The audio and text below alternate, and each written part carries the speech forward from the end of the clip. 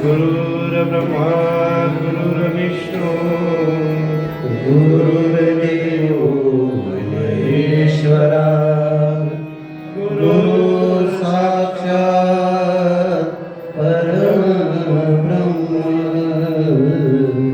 तस्मै श्री गुरवे नमः।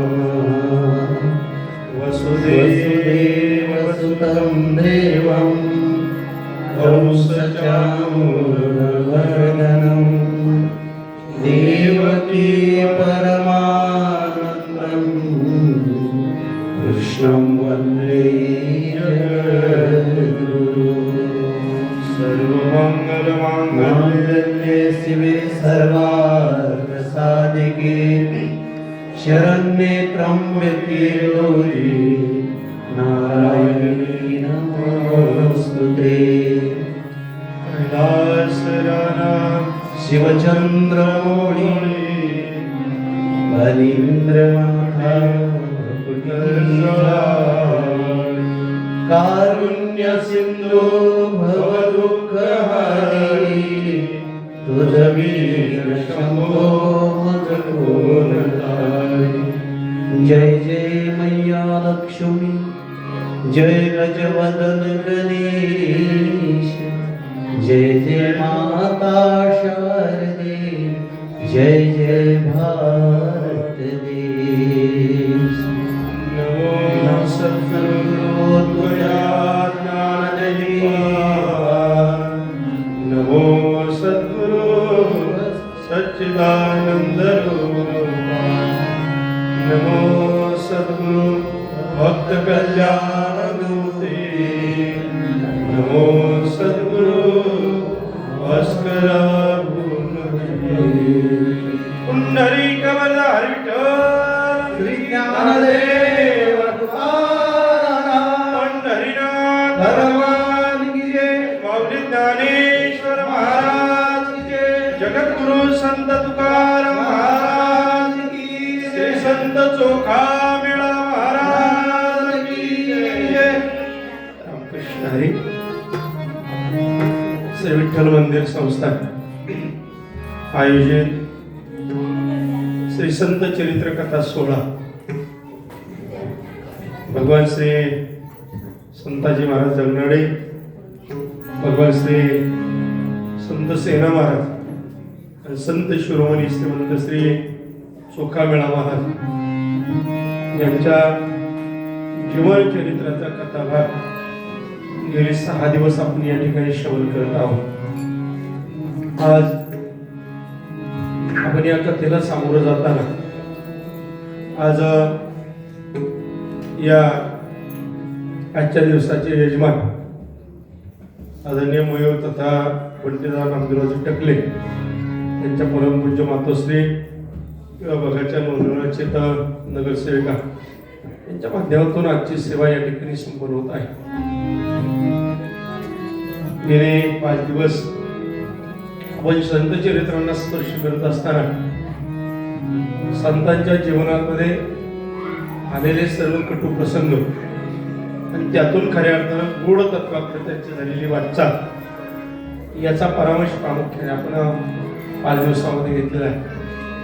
कालही आपण संत श्री ज्ञानेश्वर महाराज संत श्री नामदेवराय यांचे समकालीन असणारे महासमाजामध्ये उपेक्षित जीवन खऱ्या अर्थाने ज्यांच्या जीवनाला प्राप्त होऊन सुद्धा ज्यांनी आपलं उद्दिष्ट जीवनातलं ठेवलं भगवंताच्या दर्शनाचं, त्या दर्शन प्राप्तीनंतर त्यांच्यावर अनेक स्वरूपाचे आघात झाले, आरोप झाले, मारलं झोडलं मंदिराच्या बाहेर हाकलून देण्याचा प्रयत्न झाला, तरी सुद्धा आपल्या स्वतःच्या कर्तृत्व संपन्न जीवनापासून दूर न जाता भगवंताला सामोरं ठेवून आपलं जीवन भगवत भक्तीमध्ये समर्पित करण्याचा ध्यास ज्या महान पुरुषाने खऱ्या अर्थानं पंढरी क्षेत्रामध्ये आपल्या सर्वांच्या समोर व्यक्त केला ते श्री संत चोखोबर आहे.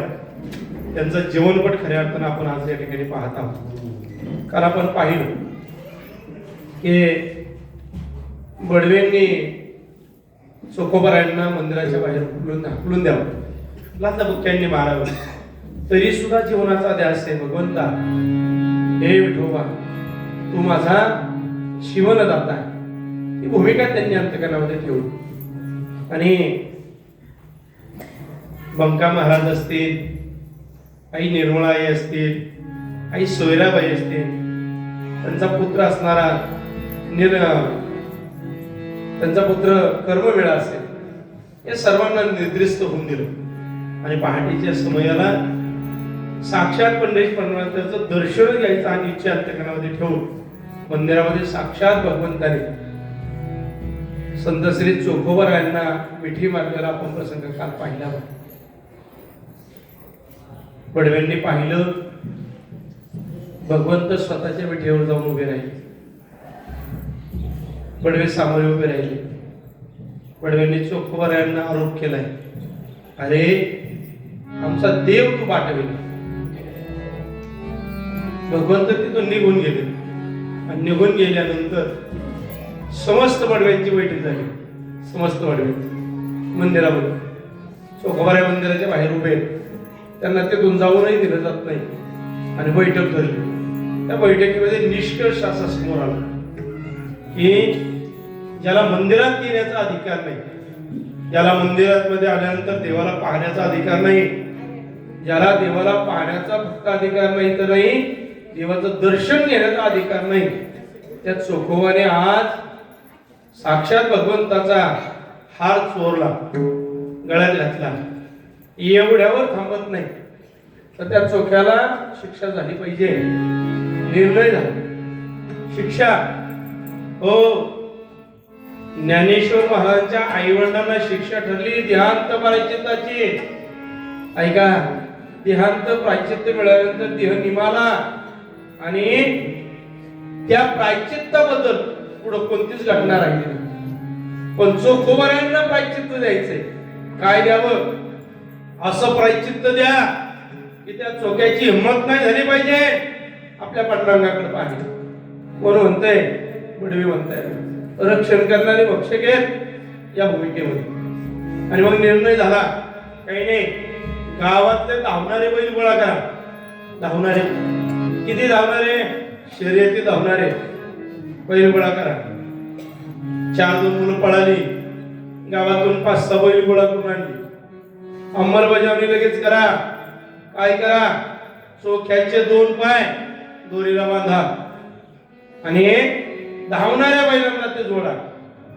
बस त्याला गावात फिरू द्या, अंगाची कातडी सोलू द्या. माय बाप, तुमच्या आमच्या जीवनाचा उद्धार व्हावा म्हणून संतांना आलेली ही अवस्था आहे. चोखोबर आहे, निखिन्न नजरेने पाहताय. जे होईल ते माझा भगवंत पाऊल घेईल. घालून या बहार राहिलो निश्चिंत. जे होईल ते पहा, निश्चिंत राहील. आता निश्चिंतीने पाऊलो विसावा. हे स्थिर बुद्धी लागेल, एकाग्र भावामध्ये गेले. द्वैत भावांत करण्याचा निघून गेला. पण नैश परमात्मा साक्षीला आहे बुवा, तारेल अथवा मारे काही हो. बैल बांधली गेली, दोरी बांधली गेली. बैलांना आवाज दिला, धावा रे. ऐकायला बैल आवाज दिला तरी मग ठगत उभी राहील. बडव्यांनी आधी दिला बैलाच्या मालकांना, अरे मारा, जोडा. का धावत नाही बघ. काठ्या आणल्या गेल्या, मारायला सुरुवात झाली. बैलावर जसे ठोके पडत होते तसं बैल खाली मान घालून बसत होते. ऐका, त्यावेळेच्या माणसांना जे कळालं नाही ते माझ्या बैलांना कळालं. त्या बैलांना कळालं. हे चोप देऊ लागले, शिक्षा देऊ लागले. अनुकुचीदार टोकदार शस्त्र आणली. त्यांनी जखमा होऊ लागल्या बैलांना. पळवळती जखम तरी सुद्धा बैल जागा सोडत नव्हती. हे म्हणजे चोखोबाऱ्यांकडे पाहिलं ना, निश्चिंत पडलेलं चोखोबाऱ्यांचे शरीर म्हणत होतं, पांडुरंग पांडुरंग पांडुरंग पांडुरंग. भजन चाललेलं, हे निश्चिंत भजन. त्या भजनामध्ये सुद्धा देवाचा धावा आहे. किती प्रसंग येऊ द्या, मागे पुढे उभा राही सांभाळी, आली या घात निवाऱ्या. त्या विश्वाच्या मालकाला म्हणतात बुवा, घात अघात निवारी छाया पितांबरी करी. कसलाही घात येऊ द्या, अघात होऊ द्या, त्याच्यावर एकदा भार घातला ना तो तारतो. त्या बैलांना सुद्धा कळलं बुवा, जागा सोडली नाही. तेवढ्या त्या गर्दीतून एक व्यक्ती आला समोर. ते म्हणले, काय चाललंय रे तुमचं? मग आजपासून पाहतोय त्या बिचाराला बैलाला बांधलंय. हा, अरे त्या बैल जागा सोडत नाही एवढं तरी जाणता तुम्ही. अरे मारणारे तुमचे हात टाकायला लागले. अरे बदली बदलीने मारायला येत आहे तुम्ही. एक आपल्या हात टाकले की तो विश्रांतीला जातोय आणि परत ताज्या तवाना एक माणूस येतोय आणि तो मारायला बघतोय बैलाने. काकुळती आलेली ती बैल, तरी तुम्हाला कळे ना. अरे जनावराला जी अक्कल आहे ती अक्कल तुम्हाला नाही. काय म्हणतात रे तुम्हाला? देवाचे सहकारी म्हणतात ना. रोज देवाची पूजा करताना देवाच्या मस्तकावर तुम्ही दहीदूध ओतताना, अरे पुढे गेलं तुमचं कर्मकांड. प्रश्न आहे तिथं, एका महात्म्याने केलेला प्रश्न आहे. खजील झाली लोक. अरे एक लक्षात घ्या, थोडं बुद्धीला काम द्या. गंज पडलेली बुंदी थोडीशी उजळून पहा. अरे एका महाराला देव प्रसन्न होतोय, ज्याच्या कुळामध्ये मांस भक्षण ही त्याच्या कुळाची रीत आहे. मेलेली जनावर खाणं हे त्याच्या परिवाराचा नियम आहे. अरे येसकराची भूमिका त्याचा परिवार जगत आला. आज त्याच्या करता पंढरीचा पांडुरंग विठेवरून खाली उतरला आणि एका महाराच्या गळ्यात पडला. एवढं तर अक्कल आहे ना तुम्हाला? कसे झाली माणसं, वाया गेलं. शास्त्रोक्त जीवन होतं तुमचं. शास्त्रोक्त वेदाचं पठण करताना 6 शास्त्र, 18 पुराण, 4 वेद. अरे एवढं तुम्ही करणारे, त्या चोखोबाच्या चेहऱ्यावरचं तेज तुम्ही पाहिलं का रे? कधीतरी त्याच्याकडे पहा, विचार करा काय झालंय त्याला, काय करतोय तो. निश्चय पडलाय निश्चय, पण काय करतोय? मनापासून मनापर्यंत आणि मनाचं भजन करतोय, मनाचं भजन. अरे समजून घ्या, पांडुरंगाच्या भेटीचं भाग्य, पांडुरंगाच्या भेटीचं भाग्य कुणामुळे मिळालं त्याचा कधीतरी विचार करा. त्याचं सेवा आहे आणि त्याचं नामस्मरण आहे. यातीहीन कोणी जन्माला आला पण स्वतःच्या कुळाचा सोडून दिला आणि पांडुरंगाचं भजन करतोय. काहीतरी शरम, काहीतरी लाज थोडस वाटू द्या. काय आश्चर्य झाले असेल पहा. घरातला गावातला करता पुरुषांचे शब्द ऐकले, खजील झाले बडवे कंपनी. आणि पहाटेचा समय देवाची पूजा करायला निघून गेले. जाताना तसं चोखोबाऱ्यांनी पाहिलं ना, हे डोळं भरून आले, डोळे भरून. पहिल्यांदा या पंढरपूर मध्ये व्यवस्था हरली महाराज. पहिल्यांदा ज्या व्यवस्थेने दारात उभं केलं नाही ना, त्या व्यवस्थेने मान खाली घातली आणि निघून गेले. चोखोबाऱ्यांचं हृदय चोखोबाऱ्यांना विचारतंय, सांगाव आपला अधिकारी का भगवंताचं दर्शन घ्यायचा? अरे गावात शिरण्याचा ज्याला अधिकार नाही, आज आपण मंदिरात आलो. आज नुसतं मंदिरात आलो नाही, तर विश्वाचा मालक पिठेवरून खाली उतरला आणि यतिहीन असणाऱ्या या चोखोबाच्या गळ्यात मिठी मारली. गळ्यात मिठी मारली. कुणामुळं भाग्य आलं? कुणामुळं? बस एकच उत्तर येतंय बघ, नामदेवरायांच्या भेटीमुळे. हे भाग्य आहे माझं, गुरु भेटले बा. कारण माहितीये, संत हे गुरु हा संत कुळीचा राजा, तो संत कुळाचा राजा आहे. नामदेवरायामुळे पांडुरंगाच्या दर्शनाचा योग आला. पाहता पाहणे दया गेले, ते पाहणे नामया आले. नामदेवरायामुळे मिळालं मला. अवघे डोळाचे ग्रासिले ते नामया फावले. नामदेवराय खरंच तुम्हाला वाजून द्यावं लागेल बा. भेटावं कोणाला, पाहावं कोणाला? परमेश्वर आणि गुरु माझ्या दृष्टिकोनातून एकच आहे. चला मी पण आज असं ठरवलं बा, मला देवाच्या दर्शनाला हलवलं जातंय ना, देवाच्या दर्शनाला मी यावनाच्या मंदिरात निश्चय करतो आजपासून. निश्चय काय निश्चय माझा माहितीये? सो खबर आहे देवाकडे पाहून म्हणतायत, देवा माझा निश्चय आजपासून मला तुझ्यापर्यंत त्या नामदेवरायांनी आणलं ना, तेच आजपासून माझे पांडुरंग परमात्मा. बस गावात आलो ना, त्या पंढरपुरात आलो ना, नामदेवरायांचं दर्शन झालं, तेव्हा मला तुझं दर्शन झालं. हा काही माणसं एवढ्या उंचीची असतात, एवढ्या उंचीची गरज नसताना सुद्धा ती माणसं खाली येतात गरज नसताना. आपल्यापेक्षा लायकी ज्याची नाही ना, त्याच्याकरता संत खाली येतात. आपल्यापेक्षा ज्याची लायकी नाही, सर्वसामान्य जीवाच्या उद्धाराकरता संत जन्माला आले वा. अवतार तुम्हा धराया काय उद्धाराया जन जड जीव, काही साधन सामर्थ्य नाही यांच्यात, न समर्थपणा आहे. पा तुकोबरा म्हणतात, भगवंताचा विचार कळाला कुणाला? ऋषी मुनी सिद्ध साधक अपार कळला विचार त्याशी तुझा. अरे जड जीवांचा देवा तुझा संबंधच नाही, तरी सुद्धा नामदेवरायांच्या उद्धारा करता, हे माझ्या चोखोबरांच्या उद्धारा करता नामदेवराय समोर आले आणि चोखोबरांनी तडजोड केली. देवा ऐकणार देवा, नाही ना तुझं दर्शन, हरकत नाही. माझ्या नामदेवरांचं दर्शन झालं तेव्हा तुझं दर्शन झालं. सांगू तुम्हाला, माझ्या तुकोबरांना कधीतरी समोर आणून पहा. तुकोबरांना मंबाजी मारतोय, रामेश्वर भट्ट आहे ग्रंथ उडवण्याचा आदेश देतोय, सालवालोय अभंग चोरून येत आहेत, तरी सुद्धा ऐका, विश्व उद्धाराच्या भूमिकेमध्ये येऊन साक्षात तुकोबराय जनसामान्यांकरता करतात काय माहितीये?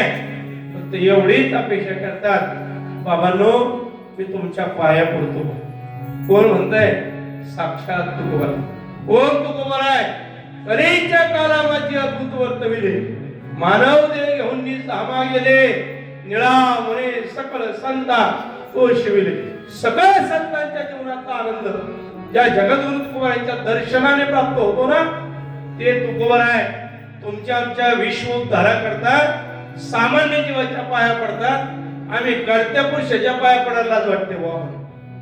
हो तुकोबरांचा लागून या पाया विनवितो तुम्हाला, करे काही बोला मुखीना. शक्य आहे तुम्हाला अशक्य भक्ती करण्याच्या भानगडीत पडू नका बाबा. जेवढं शक्य आहे तेवढं. दिवसभर देवाला अंगात घेऊन फिरता येत नाही जमत. यज्ञ याग विधी योग आपल्या सामर्थ्यामध्ये येत नाही. आयुष्य 50 वर्षाचं, त्यात अर्ध झोपेचं, अर्ध जगण्याचं काय सामर्थ्य आपल्या जीवनात? काही नाही. सामर्थ्यहीन असणाऱ्या शरीरामध्ये सुद्धा जर तुम्हाला सामर्थ्याने जगायचं असेल तर तुकोबराय म्हणतात फक्त एवढंच करा, हाताने टाळी वाजवा आणि मुखाने नमस्कार करा. पण कुणाचं विठ्ठल विठ्ठल म्हणा मुखी, त्या मुखाने भगवंताचं नामस्मरण करा. माझ्या चोखोबरांनी भजन केलं, पांडुरंग पांडुरंग पांडुरंग पांडुरंग. भजन चालू झालं, नित्य नेमाने भजन चालू झालं. स्वतःचं काम करावं आणि काम करता करता भजन करा. हे घरी आई स्वैराबाई आहेत, धर्मवेळा आहे आणि चोखोबर आहे. आपल्याकडे भावकीची पद्धत माहिती, पूर्वीच्या काळी 4 भावात 2 आंबे असायचे. 2 आंबे म्हणजे आंब्याची झाड, 2 आंब्याची झाड, भाऊ 4. वडिलांच्या वाट्यावर 2 आंब्याची झाड आली, भाऊ वेगळे निघाले, 4 भाऊ आणि आंबे उतरायचे दिवस आले. आताची पोरं कशी माहिती ना, ते नाही बुवा आमचाच हा आंबा, ज्या आंब्याला जास्त झाड आंबा आमच्या बापाचा, ज्याला कमी तो चुलत्याचा. त्यांना पुढे माहिती आंबा आज्याचा. 4 भावांनी वाटली केली, 4 भावांनी वाटली. तेव्हा लय पोरांनो भांडू नका. काय करू आंबे आपण काय करू, सगळे काढू विकू द्या, सगळे आंबे उतरू, आडीला घेऊ, आडीला आणि जेवढे पिकतील तेवढे चौघात वाटून पावकीची पद्धत आहे. पोरं म्हणले असं कसं, जर का नाचले तर आजोबाचे, नसले तर आजोबाचे, शिल्लक राहतील ते तुझ्या बापाचे चुलत्याचे. एक लई विचित्र होत. ते म्हणला बाबा असं नसतंय बा, आमच्या आजोबांनी आम्हाला सांगितलंय ते डाव्या बाजूचं झाड आपल्याला जाईल. ते म्हणले तुझ्या आजोबांनी सांगितलं, माझ्या बापाने काय सांगितलं. शेवट तडजोड झाली. आंबे नंतर पिकू आपण, ज्याचे नाचतील ते त्याचे, आजोबाचे नाही बा, आणि जे शिल्लक राहतील ते त्याचे. ठरलं बा. 2 आंबे उतरवले, 200 आंबे निघाले. 4 भावांनी वाटून घेतले. किती आले हो?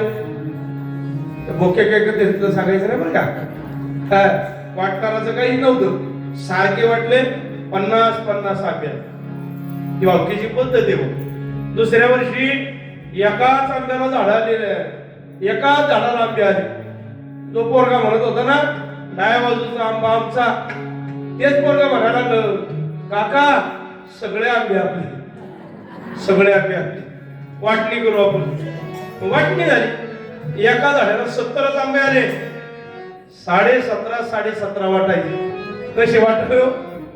त्या पोराला विचारलं, सांग रे 17.5 आंबे तुझे कसे कापायचे? तो म्हणला काही नाही काका, एक काम करू आपण, काय करू 66 आंबे वाटून घेऊ. 66 वाटून घेऊ समप्रमाणात, राहिलेले आंबे आपण देवाला समर्पण करू. तडजोड याला चोखोबारांचा परिवार आहे, एकट्याचा नाही. 2-4 चुलते, पावकी गावकी सगळे पंढरपूरमध्ये. टेंडर निघायचं, गावचं टेंडर साफसफाईचं. नगरसेवक आपल्या सोबत बसलेत बा, त्यांना माहिती आहे बा. आणि मग निघालं बा गावचं टेंडर. या वर्षीच डोरवडायचं काम कोणाकडं? चोखोबाईस कराकडे, चोखोबाईस कराकडे. एप्रिलचा महिना संपत आला आणि पाऊस चालू झाला. इकडं तिकडं वाजायला भयानक पाऊस पडला. यात्रा राहिली महिन्याभरावर, आणि महिन्याभर यात्रा राहिल्यानंतर पंढरपूरला पूर आला. आपण भाग्यवान माणसं आहे, आता पूर्ण येतो पण यात्रा संपल्यावर आपण भाग्यवान आहे. त्यावेळेसचा पूर यात्रेच्या अगोदर. पाऊस सुद्धा इमानदार होता. आपल्यासारखा विमान होता का पाऊस? इमानदार होता. आणि मग 200 जनावर वाहून गेली. 200 जनावर. त्या काळातला बिदरचा बादशाह आहे. बादशाला काळजी आहे, बादशाह मुस्लिम आहे, पण कार्तिकीच्या वार आषाढी वारीची काही चिंता आहे. बातमी पोहोचली, राज पंढरपूरला पूर आला. हे गल्ली मुळात मेलेले जनावर पडले, मेलेली जनावर. राजांनी फरमान काढलं, 2 सेवकांना बोलवलं, जा रे पंढरपूरला, कोण येस करे पहा, आणि बोलावलं झाडा. आजच्या आज दरबारात हजर राहायला सांगितलंय. आले बा. विचारलं कुणाचा वारी हो? त्याला काही नाही, चोखोबाईसकरांची. चोखोबाईसकरांची त्यांना घर कुठे आहे? म्हणजे खालच्या आळीला गेले. आवाज दिला, चोखोबा बाहेर आहे. भोजन चाललेलं, बाहेर आले. बोला काय आज्ञा? काही नाही. राजांनी बोलवलं. का बरं? काय माहिती नाही बुवा, पण बोलवलं. चोखोबा म्हणतात. बडवे होते तोपर्यंत बरं होतं बा, पंढरपूर मध्येच होत. आता हे बिदरला जायचं हरकत नाही. चपला घातल्या, भजन करत निघाले. भजन करत दरबारात पोहोचले. मायबाप जोहार, जोहार मायबाप जोहार. राजे म्हणले यावरचं यस्कर कुणाचा नंबर आहे? चोखोबा इसकराचा. चोखोबा इसकराचा. गावात काय झालं कळालं का? हो राजा कळालं ना. किती दिवसात मोकळं होईल का? प्रयत्न करतो. प्रयत्न नाही, अरे साधू संत येणार आहेत. तुम्हालाही भजन करायचं की नाही? तुम्हाला देवाला भेटायचं की नाही? काय सांगू राज, देवाला नाही भेटताय तू का? या ते हिंकुळात जन्माला मारतात, बडवे शिव्या देतात, महार म्हणतात, देव वाटवला म्हणतात. नाही जमत राज, नाही जमत. मग येणाऱ्या साधू संतांकरता रस्ता मोकळा करा रस्ता मोकळा. ठरलं जातो बा. बहुत आठवणी करती दाटणी. लय त्रास देतात राजू करतो. सुखासुखी मनी कोण दाटले. ठरलं बा मनामध्ये. निघाले पंढरपूरला. भजन संपलं. घरचं भजन संपलं. उपरनं घेतलं. मेलेली गाई पाहिजे. मेलेली गाई. आता जातीवंत हाडाचा वारकरी मग. जातीवंत हाडाचा वारकरी. मेलेलं जनावर पाहिलं. मंत्रावलं बा.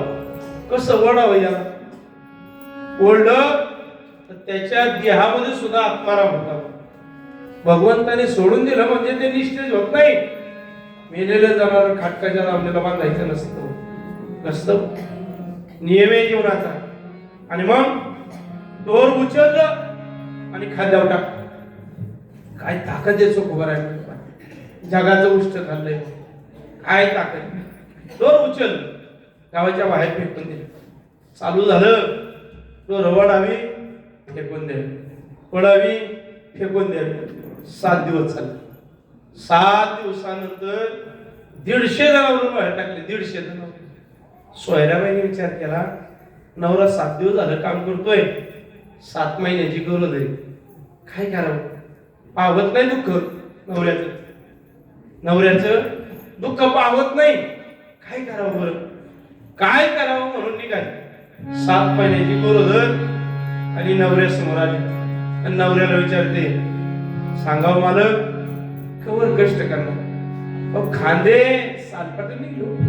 रक्त निघतंय. पहा ना कमरेची अवस्था तुमच्या काय. 7 दिवसात किती ढोर टाकली. 150 झाले सोयरा. 150 किती राहिले असतील. खालच्या 2 आळ्यात शिल्लक 5-50 टक्के असतील. नवरा बायकोचं संभाषण. सोयरीने भाकरी आणली. हाताने खाऊ घाल. मालक एवढं खा म्हणजे बळी. तुम्ही बसा झाडा खाली. पत्नी जर पाठीपाहिजे असेल ना जीवनातल्या संसाराचा खूप मोठा आनंद आहे. खूप मोठा आनंद. दशरथाची पत्नी विरोधात गेली. लेकाला 14 वर्ष वनवासात फिरावं लागलं. 14 वर्ष. हा. आणि मग पत्नीने सांगावं मालक कसा झाडा काही भोपळ्यात पाणी आहे. बरोबर भाकरी खा तोपर्यंत मी प्रयत्न करते.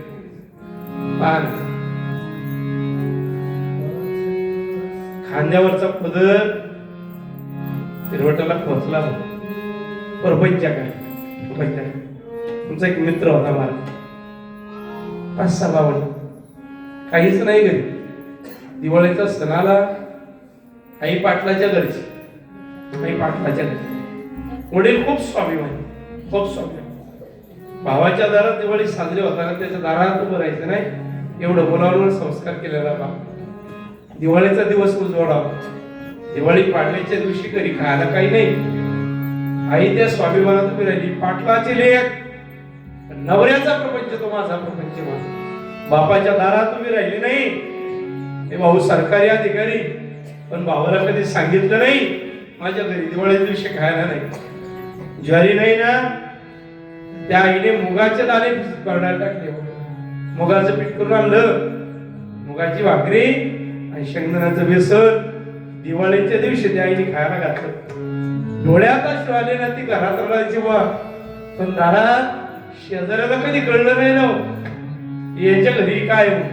एवढी स्वाभिमानी सोयरा. एवढी स्वाभिमानी 7 महिन्याची पोटोशी आहे. पण जगाला दुःख दाखवायचं नाही. नवऱ्याला झाडाखाली भाकर खायला दिली आणि 7 महिन्याची गरोदर बाई कंबर कसली बुवा. उपरनं घेतलं जनावराला बात करीडकू होत. ओढायला लागली आणि पोटाला ताण बसायला लागला. थांबली. भाकरी खाणाऱ्या चोखोबाऱ्यांनी पाहिलं बायको काय करते ते. भाकर सोडून दिली. धावत गेले. मिठी मारली. हे सोयरा अरे जातील रे हे दिवस. का चिंता करते. बघ अजून राजाचा आदेश नाही की संपलं पाहिजे म्हणून. तर सांगू तुला संपेल. विश्वास आहे माझा. काळजी करू नकोस, देवावर विश्वास ठेव. तारील तो तारील, नक्की तारील. माझा भगवंत मला सोडणार नाही. सोयरा समजूत घातली, निघून गेली सोयरा घरी. चोखोबरायचं काम सुरू झालं. संध्याकाळची पूजा संपली आणि 30-40 जनावर शिल्लक राहील. चोखोबरायच्या जनावरांकडे पाहतायत, स्वतःच्या खांद्याकडे पाहतायत, कमरेकडे पाहतायत. बडबडणारीचं काम खरंच उद्याचं ढोरवड होतील गाव विचार करतायत, देवाचा दावा करतायत. हे पांडुरंगा, किती अंत पाशील, किती अंत पाशील. सांगणारे, अरे तुझ्या पायी जीव दिला असता रे, तर त्याची अनुमती नाही देवा, नाही अनुमती देव. बघ रे, ए विश्वाच्या मालका, धाव रे धाव. काय रे दुःखाचा वियोग मांडला का? तुझा माझा काय वैराग का रे देवा? सांगणार. नामदेवरायांनी व्यक्त केले की नाही, तुझा माझा देवा काय वैराकार, तुझा माझा देवा काय वैराकार, तुझा माझा देवा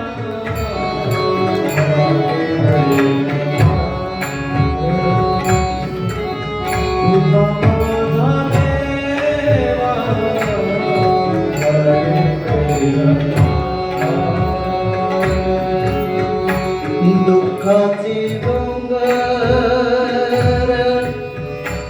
दाखवीसी, दुःखाचे डोंगर दाखवीसी,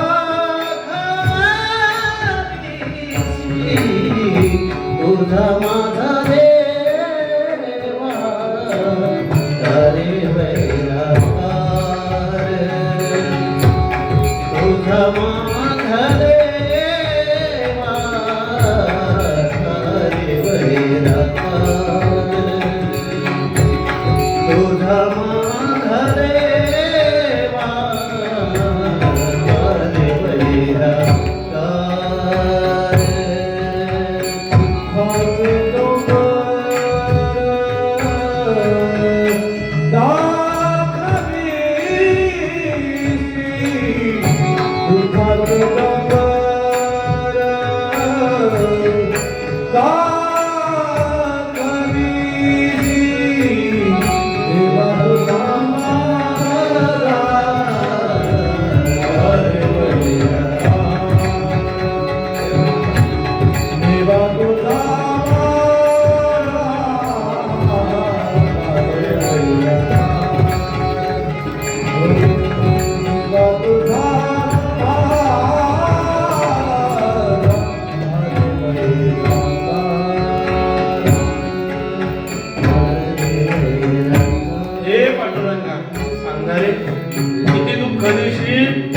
प्रत्येक दुःख आनंद म्हणून स्वीकारत आलो.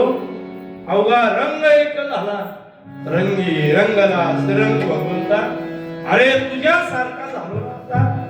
सांगणारे देवा, कधी संपल रे? भगवंताला दया आहे. ऐका बाय बाप, भक्ती त्या उंचीपर्यंत गेली तर मग संत काढतात बघ. तेव्हा संत काढतात. चोखोबराय विचार करताय, शरीर पाहताय, चिंता व्यक्त करताय. पांडुरंग परमात्म्याला दया आली. पांडुरंग परमात्मा विटेवरून खाली उतरला.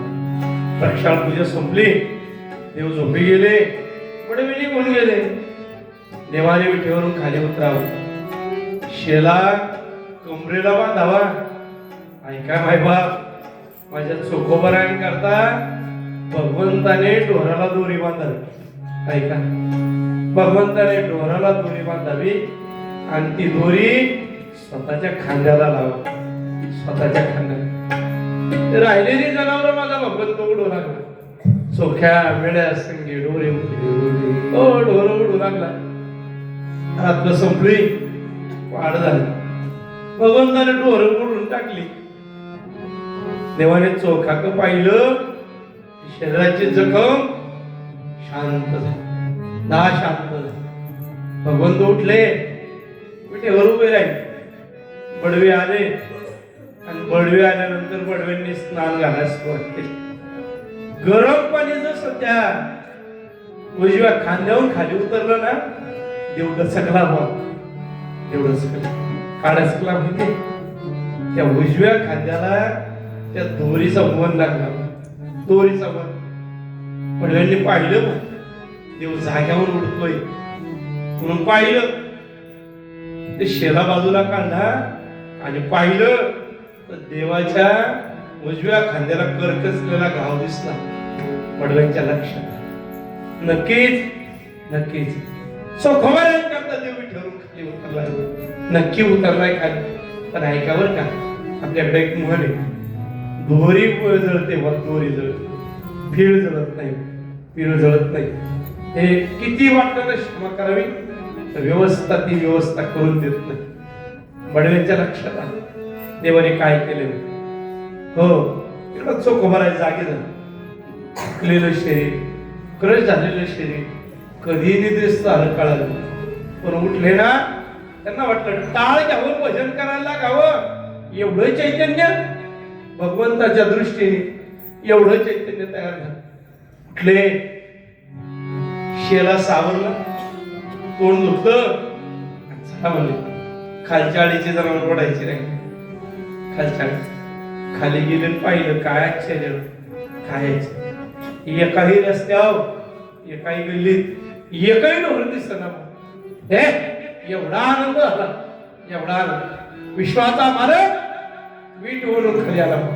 पुन्हा करता या पामराकडे आनंद वाटला.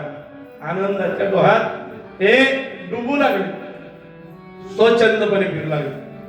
आणि मग प्रपंचातली विरक्ती स्वीकारावी असं वाटू लागलं. विरक्ती आहे का? अरे प्रपंच पाहिलं नाही, देवाचं भजन केलं ना, त्या प्रपंचाकरता साह्यकार झाला. प्रपंचाकरता यावर्षीचा माझा ठेका आहे, यावर्षी माझा नंबर आहे. जर का जनावर ढी नसती तर बेदरच्या भाषाही शिक्षा दिली असती. ती शिक्षा माझ्या भक्ताला होऊ नये म्हणून पांडुरंग परमात्मा स्वतः डोरवावं लागला ना. कशा करता? माझ्या भक्ती करता नाही, माझ्या प्रपंचाकरता. नको तो प्रपंच का? ज्या प्रपंचात आसक्ती आहे तो प्रपंचच करायचा नाही. विरक्त राहायचं, विरक्त. त्याला वैराग्य म्हणतात बुवा, त्याला वैराग्य म्हणतात की शब्दासावं आणि मग म्हणावं देतो बुवा. यत्नवन नाही, असावं आणि मग द्यावं, याला दातृत्व म्हणतात बुवा. प्रपंच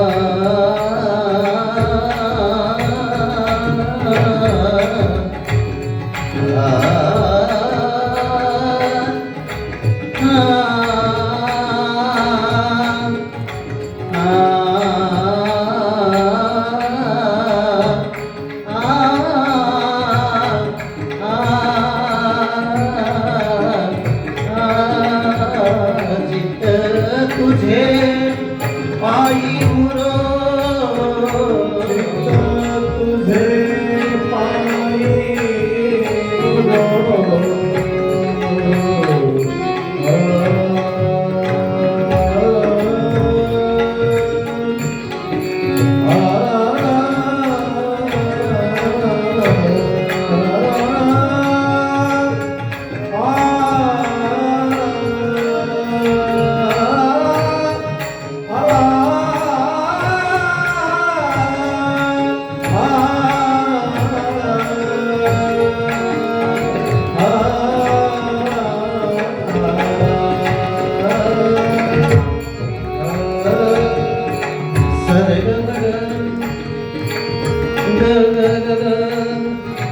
Sani sani, ni sani ni ni ni ni ni ni sani sani ni sani ni sani ni sani. Sama mama mama gare mama gare sa gare sa sani ni ni mama. Chita tujhe payi muro, chita tujhe payi muro.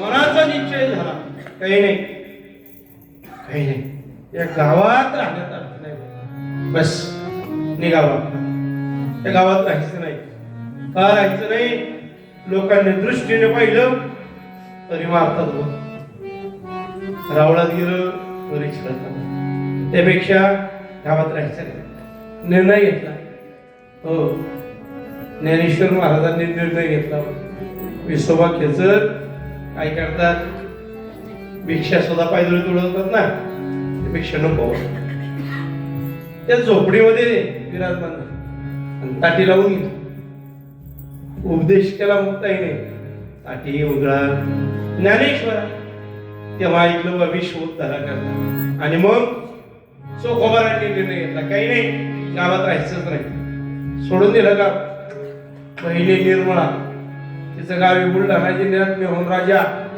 निघाले मजल दर मजल करत भजन करत पांडंगाला आठवत सोबत घेऊन मेहुणपुऱ्याला पोहोचले दारात उभं राहिले आणि बहिणीचा भावाला प्रश्न आहे किती कानवाळं बहीण असते त्याने भावाला बहीण म्हणते दादा मेहुणपुराला कस काय आलो बाई खूप गाव त्रास देते छळतय पंढरीचे ब्राह्मण चौक्याशी छळीती तयार आगी केले नवल ठेके मी आता निर्णय घेतला सकळ समुदाय अवघी आजच्या वरी मी निर्णय घेतलाय काही नाही इथं बाहेर पडायचं आलो तुझ्या घरी पण दादा तुम्ही घरी आला चला काय हरकत नाही पण माझी वहिनी आहे ना घरी अहो दादा 8 महिन्याची गरज रे आहे ना माझा पांडुरंग तारीख काय विश्वास आहे पा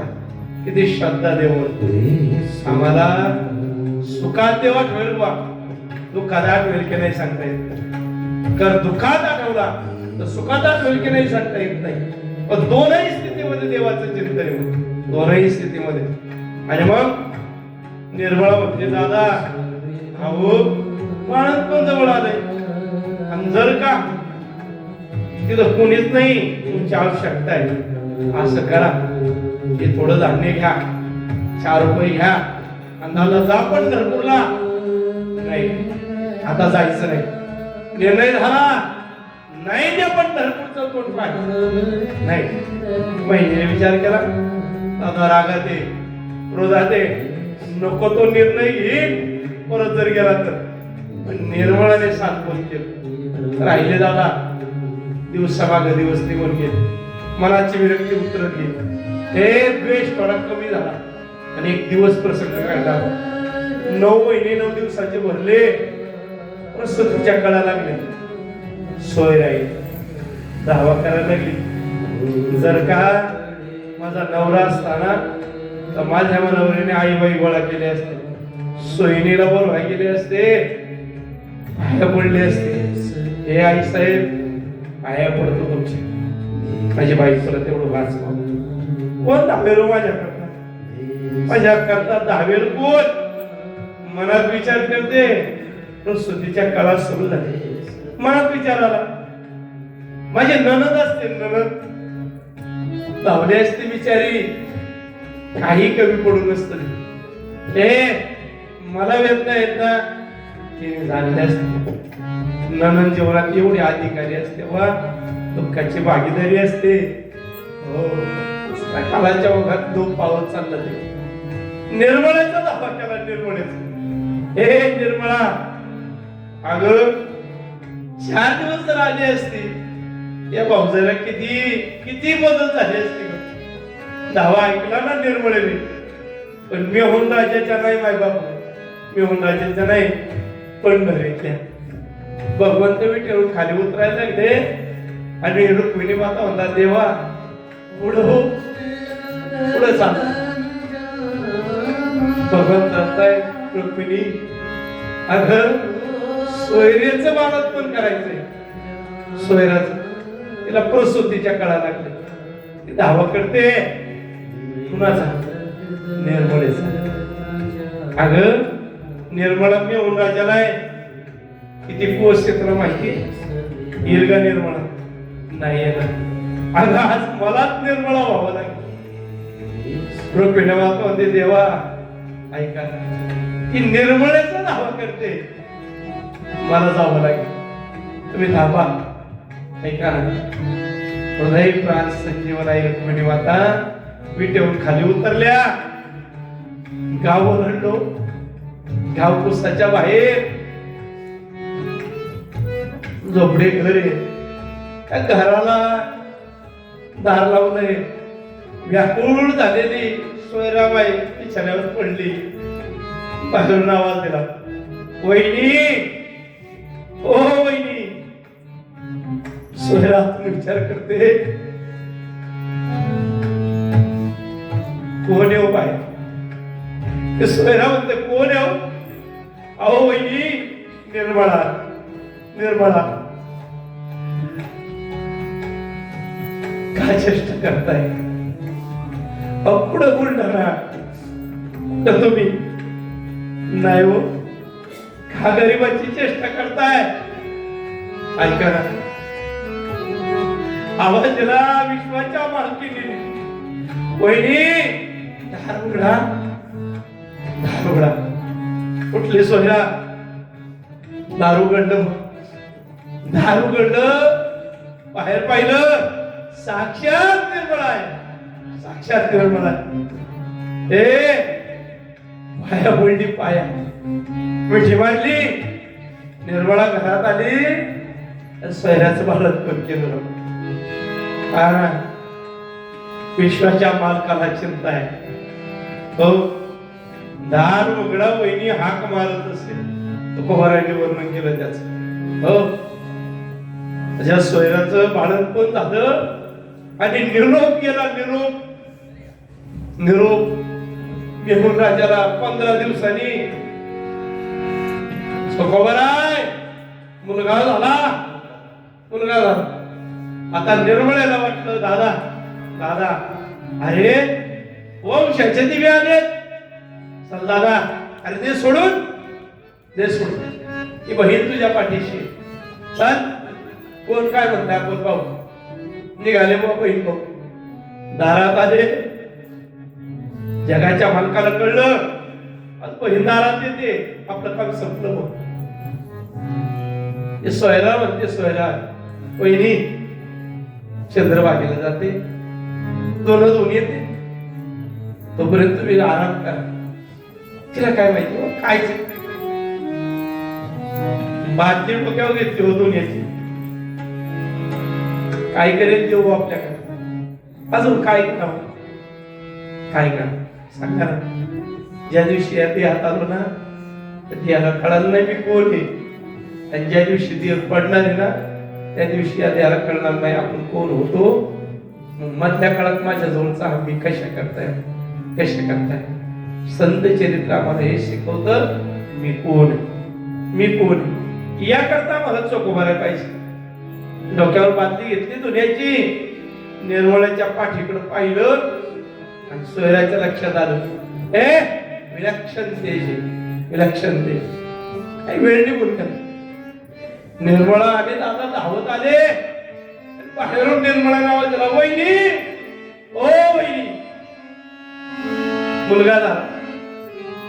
काय भाग्य आहे माझ्या दादाच्या कुळाचं, हाय माझ्या दादाच्या भाग्य कुळाचं. हे पांडुरंगा सारखा पोर काय झाला, पांडुरंगा सारखा पोर काय झाला. सोयरेला कळेना काय चाललंय. ते वैस का हो असं का म्हणतात, नाही काय हो. अरे माझा दादा भगवंताची भक्ती करत होता, तशी माझी वहिनी सुद्धा देवाची भक्ती करत होती. या देवाला तुमची पुष्प पवित्र करूशी वाटली. बघा ना किती गोंडस आहे, राजेश आहे. मदन जसा जन्माला आला, आपलं प्रमाण झालं. मदन जसा जन्माला आला, याच्याकडे पाहिलं ना, सप्त सूर्याचं तेज या मुलाच्या चेहऱ्यावर. सोयरेल लक्षातच येईना. का वैस असं म्हणता तुम्ही, ओ वैस का असं म्हणता, का असं म्हणता, का असं म्हणता. अगं आई वहिने सांग ना ग, आहेच माझं पोरग तसं. सांगू तुला, नाव ठेवू त्याचं कर्म, कर्म नाव ठेवू. हे जग त्याला कर्म मिळावं, कर्म मिळावं. अहो वैस सगळं झालं, सगळं झालं. मी आडलेली नडलेली सगळं तुम्ही माझं बाळपण केलं, आणि आज तुम्ही मला म्हणताय पोरग तेज आहे. 15 दिवस झाले ना, कर्म मिळा तोंडाकडे पाहावं, आणि निर्मळेने दादाच्या तोंडाकडे पाहावं, दादाने निर्मळेच्या तोंडाकडे पाहावं, आणि सोयऱ्याच्या तोंडाकडे पाहावं. भगवंताकडे हृदयात आठवावं. उठले चोखा मेळा आणि धावेत सुटले धावत. अधिकार नाही, वर्णाचा नाही, कशाचा नाही, व निघाले. चंद्रभागेच्या तीरालाच उभे राहिले, आणि तिथून साष्टांग लोटांगण घातलं. आणि लोटांगण घातलं. आणि देवा नाही ना मला तिथं अधिकार यायचा, पण काय रे देवा, त्या दिवशी बडवे मारत होते, त्या दिवशी निघून गेला. काय रे देवा, जेव्हा जगाने माझा आक्षेप घेतला त्या दिवशी निघून गेला. आणि देवा आज रे, आज मी बुलढाण्याला गेलो, मी राजाला गेलो, माझ्या निर्मळेच्या घरी राहिलो, वैराग्य घेतलं या गावापासून, आणि आज मात्र पिठेवरून खाली उतरला आणि माझ्या बायकोचं बाळंतपण केलं. देवा का रे, का रे देवा. वियोग घडला, निघून आले. कर्म वेळेला सांगतायत चोख खबर आहे.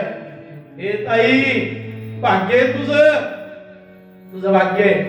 तू कधी देवशील सांगता येत नाही, कधी देवशील सांगता येत नाही. आपण ज्या जातीत जन्माला आलो ना, त्या जातीला अधिकार नाही नाम घेण्याचा. पण निर्मळे तुझं शरीर धन्य झाला, शरीर धन्य. का रे दादा, अगं 15 दिवस त्या जगाचा मालक या झोपडीत राहिला, त्या झोपडीत राहिला. पण ऐक ऐक, तो 15 दिवस राहिला नाही, यात नवल नाही, नवल नाही. पण निर्मळे तुझं भाग्य, जगाचा मालक निर्मळा म्हणून राहील, निर्मळा म्हणून राहील. काय धन्यता आहे, धन्यता पावले. हे एकमेकाच्या उरीला उर धरलं बा. आभार मानलं देवाचं. भजन चालू झालं, माझ्या चोख खबर आहे. भजन करायचा पण निर्णय घेतला, पण सोयराला सांगितलं आजपासून प्रपंचात नाही, प्रपंच तुझ्या द्यावं. मी एक झोपडी बांधणार गावाच्या बाहेर, झोपडी बांधतो, तिथं राहतो. गावात आलो की लोक त्रास देतात ना, मी गावातच येत नाही. चला हरकत नाही, ठरलं बा. झोपडी बांधली आणि झोपडी भजन चालू झालं. ऐका, झोपडी कशाची माहितीये, मैपती बाबा म्हणतात झोपडी बांधली लाकडाची, पण लाकडाच्या झोपडीवर टाकावं काय, ते काय शेतकऱ्याकडे गेले, शेतकऱ्याकडे दादा 4 पेंड्या देतात, अरे जो घ्या तिकडे जो उभा राहतो, लांब उभं राहतो दादा, पण 4 पेंड्या गवताच्या देतात. काय रे? काही नाही, गरिबाने झोपडी बांधली भजना करता, गावाला त्रास असतो माझा, मी राहतो गावाच्या बाहेर, फक्त दया करा, या देवावर दया करा, काय करा 4 पेंड्या द्या, तर झोपडीवर टाकतो आणि राहतो तिथं. हे तुझ्या करता आहे का रे? तुझ्या करता नाही, चला शेताच्या बाहेर निघाले, विनवणी करायला लागले. लक्षात आलं, आपण डोरवडली ना, डोरवडली त्यावेळेस कातड शिल्लक होतो, कातड टाको झोपडीवर, भजन ऐका. भजन करण्याकरता वेळ लागत नाही, काळ लागत नाही, समय लागत नाही, कुठेही भजन करा, कुठेही भजन करा, कसंही करा, कोणत्याही स्थितीत करा, फक्त नामदेवराय म्हणतात जिवंत आहे तोपर्यंत करा. का माहितीये? याच भक्तीने वैकुंठाची प्राप्ती होते, याच भक्तीने स्वर्ग लोकाची प्राप्ती होते, याच भक्तीने ब्रह्मलोकाची प्राप्ती होते.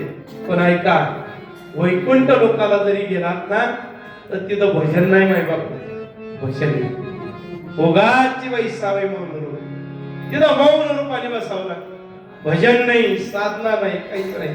पण जोपर्यंत जिवंत आहात, जिवंत म्हणजे मुर्दार झालेलं शरीर, ज्या दिवशी असत्य बोलू लागतं ना, त्या दिवशी सजीव असणारे शरीर सुद्धा मुर्दार होतं, मुर्दार. भीष्म कुळाचा अधिकारी आहे, पण ज्या दिवशी द्रौपदीचं क्षीरभक्षण चालू झालं ना, त्या दिवशी शरीर मुर्दार पडलं, मुर्दार पडलं, आणि त्या दिवशी अधिकार संपला. म्हणून नामदेवराय म्हणताय, जोपर्यंत चैतन्य रूपी भगवंत या देहात आहे ना, तोपर्यंतच भजन करा, तोपर्यंत भजन करा. नामदेवरायांच्या प्रमाणाने सोखोबारांनी ठरवलं, जोपर्यंत जिवंत आहे ना, तोपर्यंत पंढरपूर सोडायचं नाही, गावाच्या बाहेर राहायचं, पण भजन करायचं.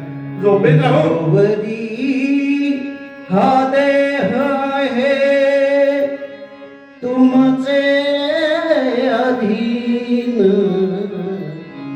जोवरी हा देह आहे तुमचे अधीन, तोवरी करा रे देवाचे भजन, तोवरी करा रे देवाचे भजन, तोवरी करा रे देवाचे भजन, तोवरी हा देह आहे तुमचे अधीन, तोवरी हा देह आहे तुमचे अधीन, तोवरी करा रे देवाचे भजन, तोवरी करा रे देवाचे भजन, तोवरी करा रे देवाचे भजन.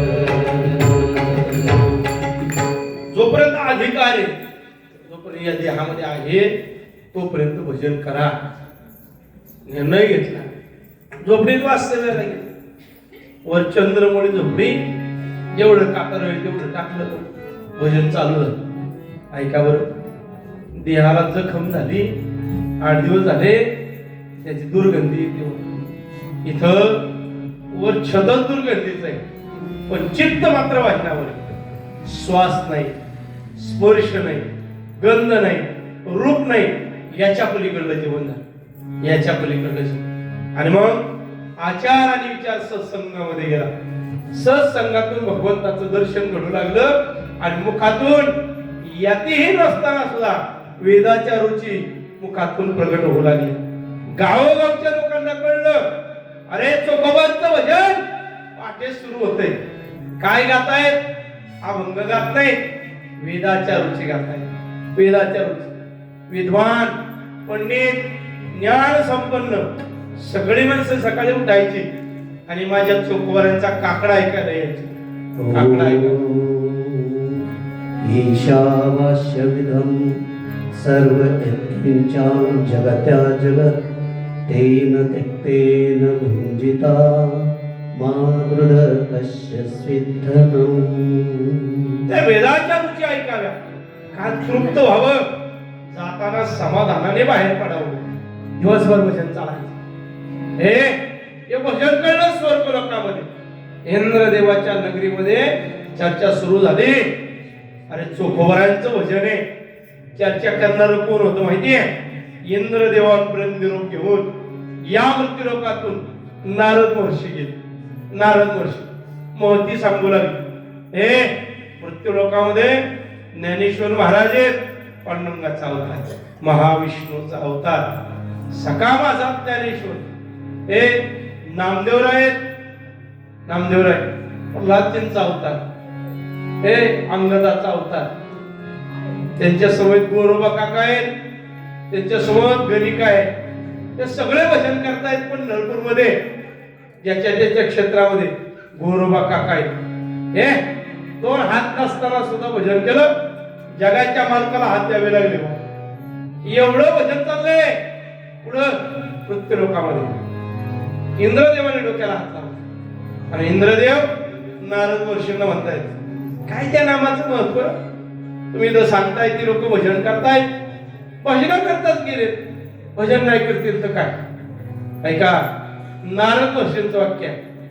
नारद महर्षी म्हणतात, इंद्रदेव 6 महिने तुम्ही डोक्याला हात लावून बसलात. आम्हाला माहिती नाही कशी वाटणी होईल म्हणून. कोणतं कोणाच्या वाट्याला येईल नाही कळलं तुम्हाला? कळलं तर बघा. 6 महिने चिंतेत येत तुम्ही. मला एकच चिंता लागली, या सर्व लोकांमध्ये 6 कलश येते. आता मात्र इंद्रदेवाच्या लक्षात आलं नारद महर्षींना काय म्हणत. महर्षी कुठलं काम कुठं लावताय, कुठला संदर्भ जोडताय? इंद्रदेव म्हणणार, नारद महर्षी म्हणतायत, इंद्रदेव तुमची चिंता सप्त लोकांमध्ये फक्त मृत्यू लोकांमध्ये मिटू शकते. फक्त मृत्यू लोकांमध्ये. आणि त्या मृत्यू लोकांमध्ये पंढरपूर नावाचं क्षेत्र आहे, जे भीमाईच्या तीरेला आहे, चंद्रभागेच्या कडेला आहे. त्या पांडुरंगाच्या क्षेत्रामध्ये चोखोबा नारायणचे संत आहेत. बस त्यांच्याकडे घेऊन जा, काम झालं बा तुमचं. इंद्रदेवांनी स्मित आश्चर्य केलं. तर नारद महर्षी सकाळचा प्रसंग आहे. मग सकाळचे 11 वाजले, जेवण झालंय आपलं, आता विश्रांतीला जायचंय आपल्याला. काय बोलता माहितीये तुम्हाला? स्वर्गाचं अमृत आहे. स्वर्गाचं इंद्रमंथन करताना 14 रत्न बाहेर पडली. त्या 14 रत्नातून निर्माण झालेले हे अमृत आहे. याची इच्छा देवांबरोबर दैत्यांना होती. सर्व कौशल्य वापरलं आणि त्या स्वर्ग लोकांमध्ये. आणि तुम्ही म्हणताय ते अशुद्ध झालेलं शुद्ध करायला मृत्यू लोकांमध्ये, अरे चोखाच्या घरी न्यायचं नाही मला वाटत. पहा, श्रद्धा ठेवून पहा. एखाद्याला दूरधर आजार असावा, डॉक्टरांचे प्रयत्न संपलेले असतात, एक मित्र भेटायला यावा आणि त्याला सांगावं, जा गुजरातला औषध मिळतंय. हे कशाचं या सुरुवातीत, हाडाचा असू द्या, तोंडाचा असू द्या, कशाचा असू द्या.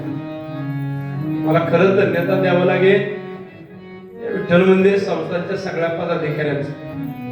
मी सगळ्यांना एकत्र आणले. संतांनी अख्खा आयुष्य ज्या गोष्टी करता खर्ची घातले ना, तो विचार घेऊन आपण सगळे चाललेलो आहोत. आणि विशेषतः या कथा मंडपामध्ये सर्व मंडळी माझ्यापेक्षा ज्येष्ठ आहेत. एक छोटा सेवक तुमचा म्हणून एक विनंती करतो. माझ्यापेक्षा मोठ्या वयाने, ज्ञानाने, आचरणाने आणि सांगून भक्ती, माझ्या आईच्या वयाच्या हात, वडिलांच्या स्वरूपाच्या हात, एक हात जोडून विनंती करतो. माझ्या तुकोबारांनी ज्या करता अख्खा आयुष्य खर्ची घातलं ना, आज त्याच वाटेवर आपण सगळे मंडळी चाललेलो आहोत. सगळे चालले. फक्त त्याला मागे वळून पाहावा, मागे वळून या करता पहा.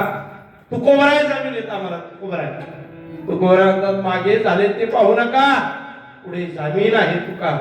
तुकोबाराय आम्हाला साक्ष देतात. माय माऊली, माझी एक विनंती आहे, उद्यापासून मी तुमच्या समोर नसणार. जाता जाता एकच मागणं फक्त तुमच्याकडे मागतो.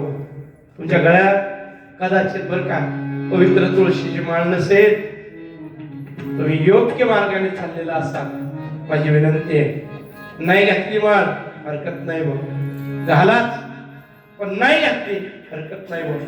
तुम्हाला पंढरीला येता येत नाही ना, येऊ नका बा, हरकत नाही. पण प्रपंच जो करत आहात ना, तो उत्तम करत राहा. फक्त त्या प्रपंचामध्ये राहताना एकच मायबाप माझ्यापेक्षा ज्येष्ठ मंडळी आहात, एक विनंती करतो. कारण माहितीये, तुमच्याकडे पाहून पाठीमागच्या 4 पिढ्या उभं राहण्याचं धारिष्ट करतायत. हो, जी झोपलेली आहेत ती जागी होत आहेत, कारण तुम्ही भजन करत आहात. जे जागा आहे ना, ते उठ राहण्याचं सामर्थ्य व्यक्त करताय देवाकडं, कारण तुम्ही भजन करत आहात. जे उठलेलं आहे ना, त्याला वाटतंय चालावं तुमच्या मार्गावर, कारण तुम्ही भजन करत आहात. माझे मायबाप एकच विनंती आहे, जर का कोणाला कसलं व्यसन असेल ना, एकच विनंती करतो या व्यासपीठावर, तेवढा अधिकार या व्यासपीठाचा म्हणून बोलतो. बोलिले करू वेडे वाकुडे उत्तर करा क्षमा अपराध. महाराज तुम्ही सिद्ध. जाताना या मंडपातून, आज या मंडपातून जाताना एक शपथ घेऊन जा, एक शपथ घेऊन जा. ज्यावेळेस तुम्ही तुमच्या हातावर काय चोळताना तोंडात टाकताना, त्यावेळेस तुमचा नातू पाहतोय वा, तुमचा पंतू पाहतोय, तुमचा मुलगा पाहतोय, तुमचा भाऊ पाहतोय. जर काही याची विदारकता तुम्हाला जर पाहिजे असेल ना, तुमची विदारकता खूप आता लांब जायची गरज नाही. तळवडे शहर, कळेगाव शहरामध्ये एक हॉस्पिटल झालंय बा, त्या हॉस्पिटलला उद्या भेट द्या. आणि तिथं हे ज्यांना या विकाराने छेडलंय व्यसनामुळं, जरा परिस्थिती पहा. ज्या दिवशी एखाद्या पतीला कॅन्सर होतो ना, तिथून पुढे त्या एका पत्नीची झोपलेली झोप कधीतरी आठवा. एखाद्या लहान व्यक्तीला कमी वयामध्ये तोंडाचा कॅन्सर होतो ना, त्या दिवशी त्या परिवाराची झोप संपते. कितीही पैसा असू द्या बा, नाही राहत जवळ. फक्त माझी एक विनंती आहे, माझ्यासारखा एखादा पोरगा जर घरात असेल ना, त्या पोराला दुःख आहे बा, दुःख आहे, अरे कोणत्या मार्गावर चालायचं याचा निर्णय मायबाप तुम्ही घ्या. माझी फक्त एक विनंती, तुम्ही जर व्यसनमुक्त झालात ना, तुम्ही व्यसनमुक्त, तर माझा समाज व्यसनमुक्त होईल. माझा समाज व्यसनमुक्त झाला ना, तर माझा देश व्यसनमुक्त होईल. आणि माझा देश व्यसनमुक्त झाला ना, तुम्हाला सांगू, आज आपल्या देशाच्या 4ही बाजूने शत्रू आहे, एकही मित्र नाही आमच्या जवळ बा. त्या शत्रूंच्या विरोधात उभं राहण्याकरता माझ्या तरुणाईला तुमच्यामुळे बळ मिळेल, एवढंच मी तुमच्याकडून मागतो बा, एवढंच मागतो. दारू मत पियो यार, अक्ल गुंग हो जाती है, अपने पल का पैसा खर्च कर मुंह में मिट्टी आती है. आणि मग त्या व्यसनाच्या द्वारा परिवार उद्ध्वस्त होतात. मी याकरता म्हटलं की चोखवारांनी निर्णय घेतला. भजन चालू राहिलं, नारद वर्षी नाही तर याच्याशिवाय पर्याय नाही. मग नाविलाज झाला, हाती 6 कलश घेतले, निघाले पंढरपूरला. पत्ता विचारला, गुगलवर टाकलं, गुगलने आंब्याचं झाड दाखवलं. आंब्याचं झाड, आंब्याच्या झाडाजवळ गेले आणि वेदाच्या रुची ऐकूया लागले. अरे हेच चोखोबरायचं घरी, हेच चोखोबरायचं घरी. जिथं वेदाच्या रुची येतात, जिथं भजन चाललंय ना, ते चोखोबरायचं घरी. सिग्नल मिळालं. आता घरात कसं शिरावं, नाकाला वास यायला लागला. आंब्याच्या झाडावर चढले, हाती कलश घेतले. चोखोबरांचं भजन ऐकण्यात इतके दंग झाले, विसरूनच गेले बा का आलो. आणि मग साक्षी कळाली, अरे खरंय बा, खरंय. एक कलश उघडून पाहिजे, हाय गा अमृत बघू द्या, ज्याच्याकरता आलोय तो माल पाहिजे ना. कलश उघडला, आहे बा, ठेवून दिलं. दुसरा कलश उघडला, आहे बा, ठेवून दिलं. तिसरा कलश उघडला, आहे, ठेवून दिलं. चौथा कलश उघडला, आहे बा, ठेवून दिलं. 5वा कलश कशाला उघडावा, मनात शंका. जर काही याच्या भांडणाने कलश जर शुद्ध झाला नाही तर करावं काय? म्हणून सगळं उचललं, युटर्न मारला, स्वर्ग गेलो. 4 दिवस निघून गेले. नारद महर्षी परत पोहोचले. आणि नारद महर्षी पोहोचल्यानंतर इंद्रदेव बसले, चिंतातूर आहेत. आणि चिंतातूर झाल्यानंतर नारद महर्षींनी विचारलं, इंद्रदेव का हो आता ज्या गावात श्रीकृष्ण परमात्मा आला ना, आता उद्या बघू बरं का, ज्या गावात श्रीकृष्ण परमात्मा आला ना त्या गावातून पहिल्यांदा बाहेर कोण पडला असेल तर ती चिंता पडायला. आणि मग तुम्ही तर साक्षात पंढरीच्या पांडुरंगाच्या रावणात गेला, त्यांच्या गावात गेला, तरी चिंता केली नाही. कशी जाईल? अहो काय सांगितलं तुम्ही? तिथं गेलो ना, अमृत घेऊन गेलो, पण त्या जनावरांच्या कातड्याचा वास एवढा यायला लागला, बसूशी वाटे ना, निघून आलो. मग अमृत शुद्ध झालं की नाही काय माहिती? काय माहिती? आणा बरं कलश. आणले कलश. 6 कलश समोर मांडले. कलश मांडले. नारद महर्षी समोर झाले. पहिला कलश उघडला, नाचायला लागले, नाचायला. नारायण, हे भगवंता, काय अजब क्रिया, काय अजब. स्वर्गाचा अमृत शुद्ध आलं, स्वर्गाचा अमृत शुद्ध आलं, स्वर्गाचा अमृत शुद्ध आलं. नारद महर्षींचा आवाज ऐकला. इंद्र दरबाराच्या बाहेरचे कनिका, गण, गंधर्व, यक्ष, देव, किन्नर सगळे धावत निघाले, पळत निघाले. इंद्रदेवाच्या दरबार भरला. आणि दरबार भरल्यानंतर नारद महर्षी नाचू लागले, गाऊ लागले, अरे इंद्राच्या दरबारात, इंद्राच्या दरबारातलं अमृत शुद्ध झालं, अमृत शुद्ध झालं. माझ्या चोखोबाची भक्ती आगात निघाली. इंद्र महर्षी म्हणतायत, इंद्रदेव म्हणतायत, हो बरं. कलश घेतला. आश्चर्य वाटलं, आश्चर्य वाटलं. खरंच ना, स्वर्गाचं अमृत शुद्ध, अमृत शुद्ध झालं. इंद्रदेवाला आनंद आला. पण पाहू तर कर, पहिला कलश उघडलेला होता, शुद्ध दिसला. दुसरा कलश उघडला, शुद्ध झाला. इंद्रदेव हे उत्साहित झाले. काळजी मिटली बुवा देवादी देवांची. जर काय एखादा रावण परत जन्माला आला, परत काय एखादा दुर्योधन आला, परत जर का एखादं 6 महिने झोपलंच बुवा आणि उठलं मुंडक्यावर पाय दिला तर चिंता करू नका, स्वर्गाचा अमृत शुद्ध. तिसरा कलश उघडला, शुद्ध झाला बा. चौथा कलश उघडला, शुद्ध झाला. 5वा कलश उघडला आणि आनंदी आलेला इंद्रदेव खाली बसला, खाली बसला. नारद महर्षी म्हणतात, काय झालं देवादिदेव?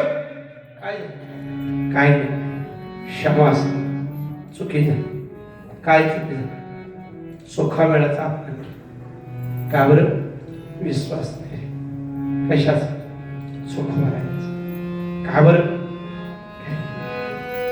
ज्या झोपडीच्या वर आपल्याच्या दाबा बसतो ना, त्याच्या खाली मेळलेल्या जनावरांचं कातड, त्याचा वास आला. आणि त्या वासापुढं, ऐका, त्या वासापुढं स्वर्गाच्या अमृताचा सुद्धा श्वास लोप पावला, लोप पावला. म्हणून 4च कलश उघडले महर्षी, 4च कलश उघडले. तर सांगू सांगू तेवढे शुद्ध, माफी असत, माफी असत, माफी असत. इंद्रदेव ऐका, हे संत आहेत, देवापेक्षाही श्रेष्ठ आहेत. पण ऐका, ऐका, देव आणि संत वेगळे नाही. फक्त माझ्या पांडुरंग परमात्म्याची प्रतिमा वेगळी आहे, माझ्या चोखोबारांची प्रतिमा वेगळी आहे. अरे या स्वर्गाचा अमृत शुद्ध करण्याची ताकद जशी पांडुरंग परमात्म्यामध्ये आहे ना, तशीच ताकद माझ्या चोखोबारामध्ये आहे. म्हणून 4 कलश शुद्ध झाले, 2 कलश तुम्ही उघडले नाही. म्हणून आज हे कलश अशुद्ध आहे. हे जर शुद्ध करायचे असेल, जा शरण पुन्हा चोखोबार आहे. किती धन्य भक्ती, किती धन्य भक्ती. वय वाढत चाललं, जीवनाचा आनंद मिळत नाही. बंका महाराज मेवून आहे, बायकोचा भाऊ कसा असावा, कसा असावा. त्याने चोखोबार लिहिले, कर्म मिळाले मुलगा, व्यवस्थेच्या विरोधात उभं राहील. अरे असा बाप माझी मान जगाला कळली नाही, हाडावासामध्ये जन्माला आली, पण या भगवंताला खऱ्या अर्थानं शरण गेली आणि भगवंताला शरण जाऊन आज देवासारखे माझे मायबाप झाले, पण जगाला कळले नाही. कर्ममेळा चोख उभा राहिली तत्वा सोयराबाईने हवं चोख उभा राहिला घरामध्ये करताची निर्मिती होऊ लागली, जीवन खऱ्या अर्थानं धन्य होऊ लागलं. गावाने स्वीकारलं नाही, पण देवाला निमंत्रण दिलं, देवाला निमंत्रण हृदयाने दिलेलं निमंत्रण. भगवंता अरे ज्या दारात स्वर्गाचं अमृत शुद्ध झालं ना, त्या दारात देवा मरेपर्यंत एकदा तरी ये रे, एकदा ये बस देवा रावणात घेऊ नको, दर्शन देऊ नको, फक्त एकदा ये. का माहितीये, स्वर्गातल्या देवांना निमंत्रण पाठवलंय, देवा एक माझ्या घरी जेवायला या. पांडुरंगाला निमंत्रण पोहोचलं बाबा. प्रकरणात सांगितलं जाग स्वयरा एकटी आहे, स्वयंपाक करते, जा मदत तिला. प्रकरणात निघाल्या, भाजी चिरताय, कांदे सोलताय, लसूण चिरताय, भाकरी करताय, सगळा स्वयंपाक तयार. स्वर्गातले देव आले, काय भाग्य आहे पहा. दैवटी फोन होते आमच्या देवकराकडे, जतन होती, गेली त्या आमच्या चव्हाणनगर मध्ये चोखोबारायांचं एक मंदिर होतं, त्या मंदिरात हा प्रसंग होता. आणि मग तिथे विश्वाचा मालक हाती बादली घेतली बा, पण ऐका कोणतंही काम असल्या देवाचं काम आहे म्हणून करा म्हणून. खूप त्या सेवेमध्ये आनंद आहे. सेवेत किती आनंद आहे, किती आनंद आहे माहिती आहे. तुकोबारा म्हणतात, सेवे लागी सेवक झालो, तुमच्या लागलो निज चरण. अहो स्वामी कया देवा न करावा वेर यावं. सेवक झाले, सेवक. आणि मग चोखोबारायांच्या दारात स्वर्गातल्या देवांच्या पंक्ती बसल्या.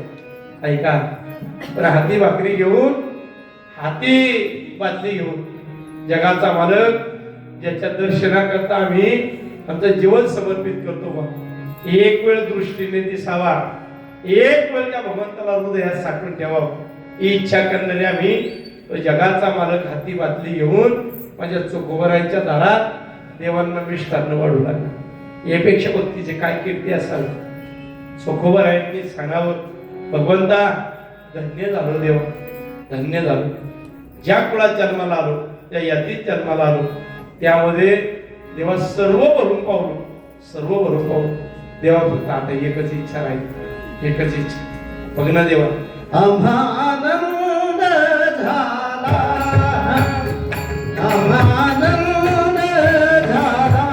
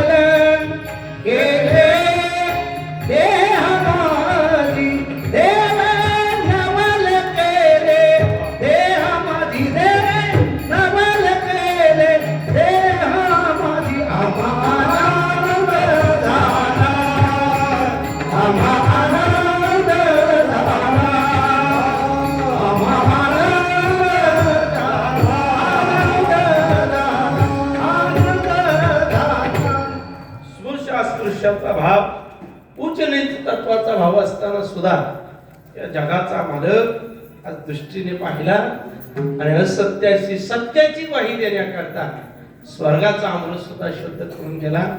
देवा, अरे विश्वाच्या पटलावर आज माझा भाव पूर्ण झाला. का माहितीये? ऊस डोंगा पण रस नोही डोंगा. अरे देवा, काय बोललं असेल बरं लिया रंगा? ऊस डोंग परी रस नरे डोंगा, ऊस डोंग परी रस नोहे डोंगा, ऊस डोंग परी रस नोहे डोंगा, ऊस डोंग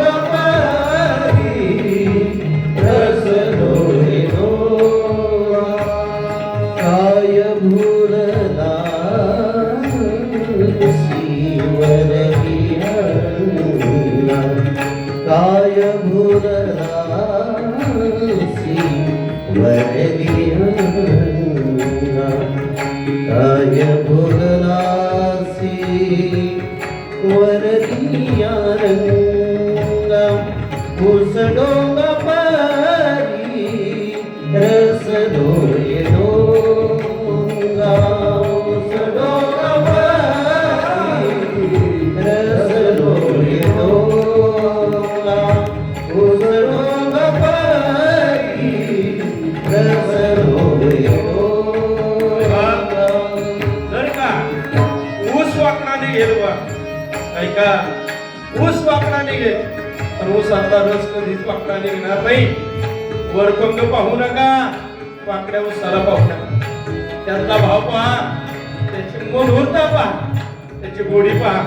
ऐका, धनुष्यबाणी त्याची कमान वाकडी आहे, पण त्याचा तीर वाकडा नाही. वरपंग वाकडे पाहू नका. काय पाहू नका? वरपंग वाकडेपणा पाहू नका. त्याचा सरळ असणारा तीर पहा. कोकोबरा विनंती करतायत, आळवतायत, मागणं बघतायत.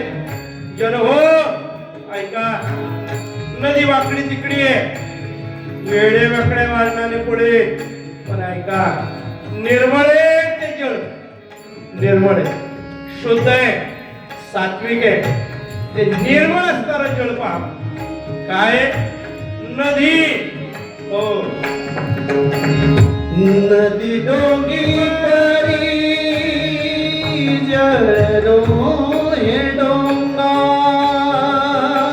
परी रस डोहे डोंगा, नदी डोंगी परी जल डोहे डोंगा, नदी डोंगी परी जल डोहे डोंगा, नदी डोंगी परी जल नोहे डोंगा, जल नोहे डोंगा. ऐका बाबा, ते पाणी कधी अशुद्ध होणार नाही. जर का ते अशुद्धेला शरण गेलं तर ते होईल बा अशुद्ध. पण ऐका, जगाच्या मालकाने माफ केलंय, त्या पंढरीच्या पांडुरंगाला कळलं बा, कळालंय. माणूस हा बेमान होईल बा, माणूस हा वरपंगपणाला भोगेल, बोलेल, वस्त्र पाहून कदाचित तो बोलेल. पण ऐकले पांडुरंगा, हा तुझा भक्त चोखा कधीच चुकीचा वागला नाही. जीवनाचं सत्य भजन आणि जीवनाचं सत्य मरून देवा मरण स्वीकारे, मरण. पण कधी असत्याला काही होणार नाही, असत्याच्या वाटेला जाणार नाही. कारण माहितीये, जसा चोखा कदाचित डोंगा असेल बा, वर पंगाने कदाचित चोखा डोंगा असेल, पण या चोखियाच्या अंतःकरणातला देवा तुझ्या विठेवरचा भाव कधी अशुद्ध नसेल. हो, चोखा डोंगा परी भाव नभे डोंगा,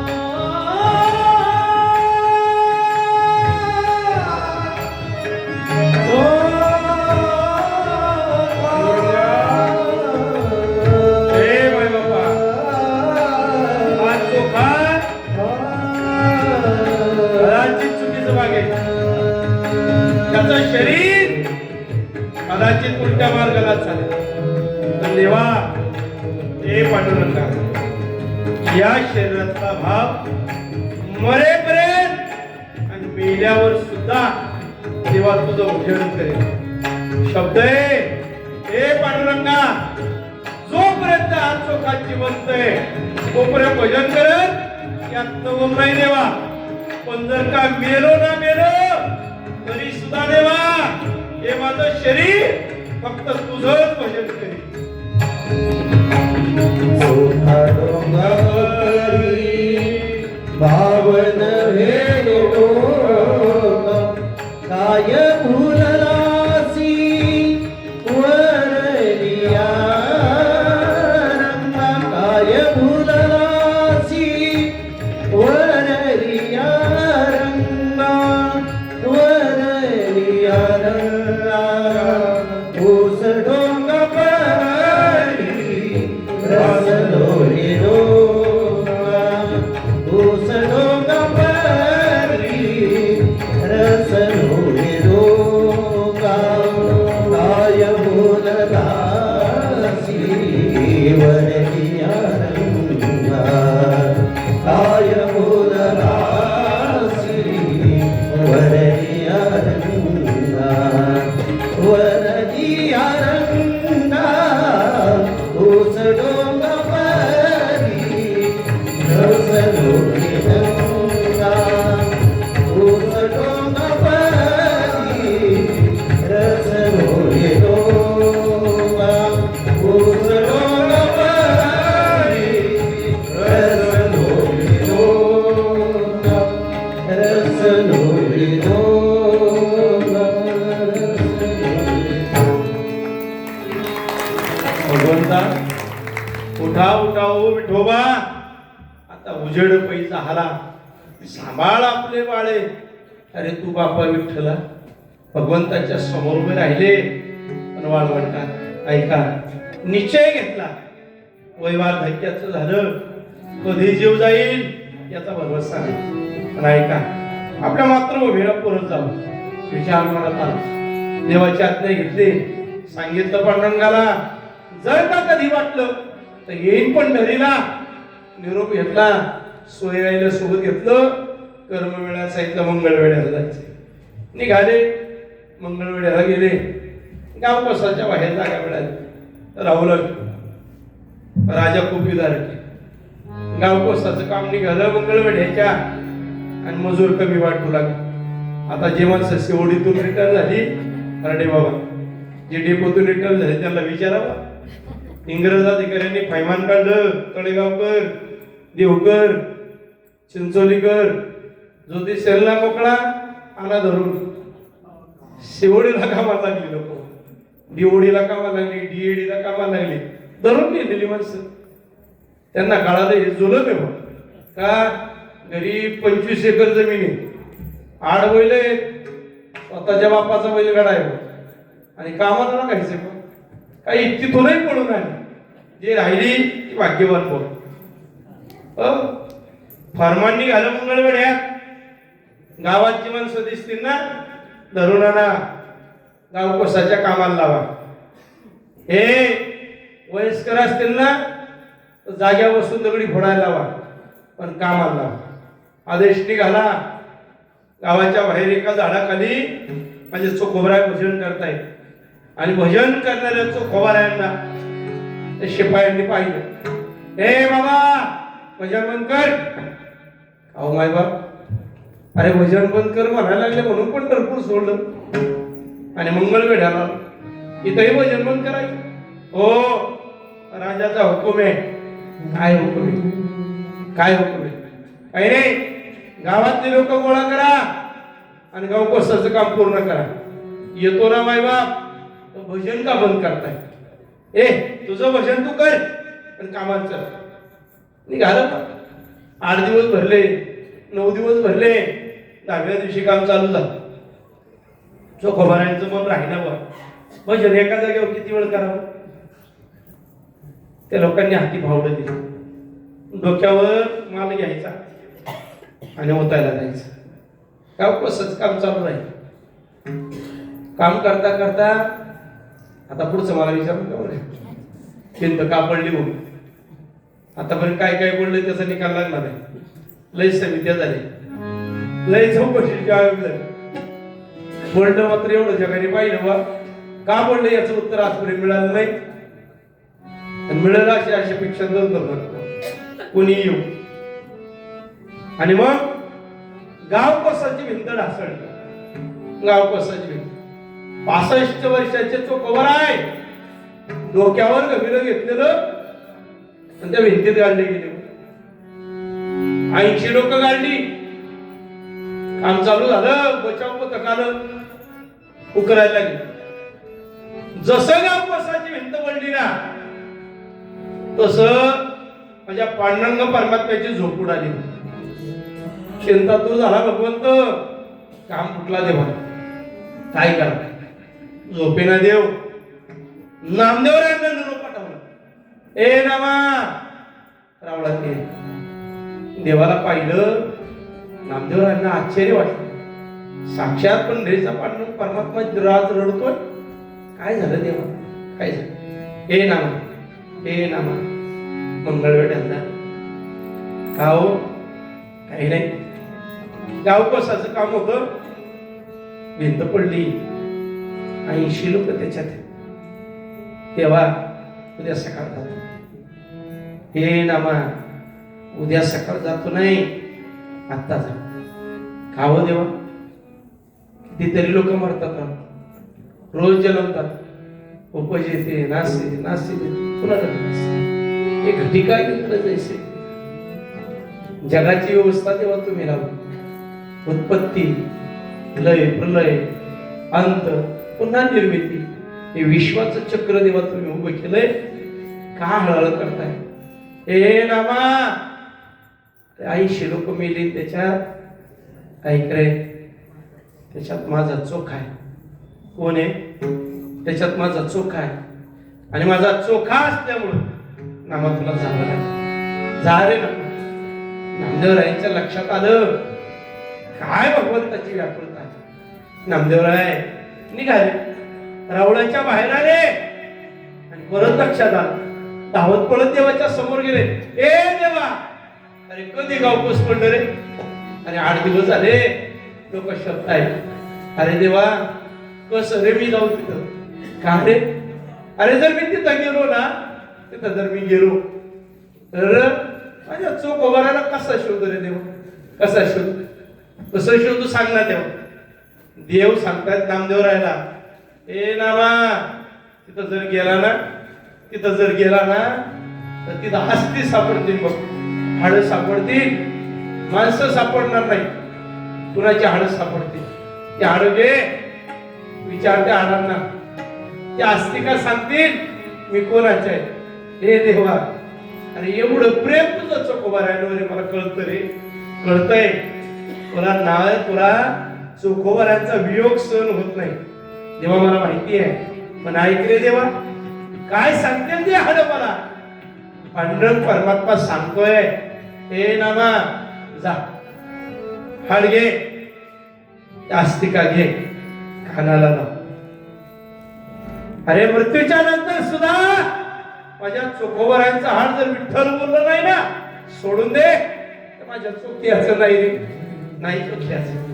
नामदेवराय निघाले, पोचले. शिपायांचा वेळ आहे, मदत कार्य चालू. नामदेवराय विनंती करतायत, ऐका बाबा. अरे त्याच्यात एक लय मोठा साधू होता, प्रपंचाचा उपपंचाचं वैराग्य. अरे देवाचा निरोप घेऊन आलोय, सांगा बाय माझ्या पांडुरंगाचा, माझ्या चोखोबाला घेऊन येऊ. ते समजावतायत बाबा, मग चक्कुरीची म्हणत नाही. 8 दिवस झाले, कसं शोधता तुम्ही? काही नाही. अरे भजन करेल माझा चोखा, भजन करेल. अहो बाबा तुम्हाला कळतंय का, जिवंत बरी माणसं भजन करतात, मेलेली माणसं कुठं भजन करतील का? नामदेवराय म्हणजे मला आज्ञा द्या, जातो मी. नामदेवराय पुढे झाले. त्या ढिगाऱ्या खालून काही मृतदेव आहेत, कुणाचा हात, कुणाचा पाय, कुणाचं मस्तक, कुणाचं काय छिन्न विच्छिन्न झालेले शरीर पाहिले. नामदेवरायांच्या समोर एक हाताचा तुकडा दिसला. नामदेवरायांनी उचलला आणि उचलल्यानंतर तो कानाला लावला. ऐका बायबा, मृत्यूच्या नंतर 9 दिवसानंतर त्याचा देश संपला. ते निश्चित झालेलं शरीराचा भाग सुद्धा माझ्या पांडुरंगाचं भजन करत होत. निवृत्ती ज्ञानदेव सोपान मुक्ताबाई एकनाथ नामदेव तुकाराम. ज्ञानदेव सोपान मुक्ताबाई एकनाथ नामदेव तुकाराम. निवृत्ती ज्ञानदेव सोपान मुक्ताबाई एकनाथ नामदेव तुकाराम. निवृत्ती ज्ञानदेव सोपान मुक्ताबाई एकनाथ नामदेव तुकाराम. निवृत्ती ज्ञानदेव सोपान मुक्ताबाई एकनाथ नामदेव तुकाराम. निवृत्ती ज्ञानदेव सोपान मुक्ताबाई एकनाथ नामदेव तुकाराम.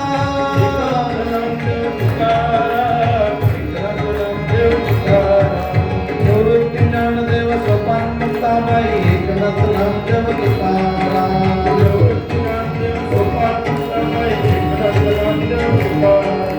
शेख मोहम्मद गोरा करारी सोनार चौखा में सावतावारा जनावर मुक्ताबाई निळोवारा एकनाथ नामदेव तुकाराम. निवृत्ती ज्ञानदेव सोपान मुक्ताबाई एकनाथ नामदेव तुकाराम. निवृत्ती ज्ञानदेव सोपान मुक्ताबाई शेख मोहम्मद गोरा करारी सोनार सावतावारा चौखा निळोवारा जनावर मुक्ताबाई येसुबाई एकनाथ नामदेव तुकाराम. निवृत्ती ज्ञानदेव सोपान मुक्ताबाई एकनाथ नामदेव तुकाराम. निवृत्ती ज्ञानदेव सोपान मुक्ताबाई एकनाथ नामदेव तुकाराम. निवृत्ती ज्ञानदेव सोपान मुक्ताबाई एकनाथ नामदेव तुकाराम. भजन चालू आलं भजन. हे हाडं घेतली बोलू लागली. हे विठ्ठलाचं भजन करू लागली, संतांचं भजन करू लागली.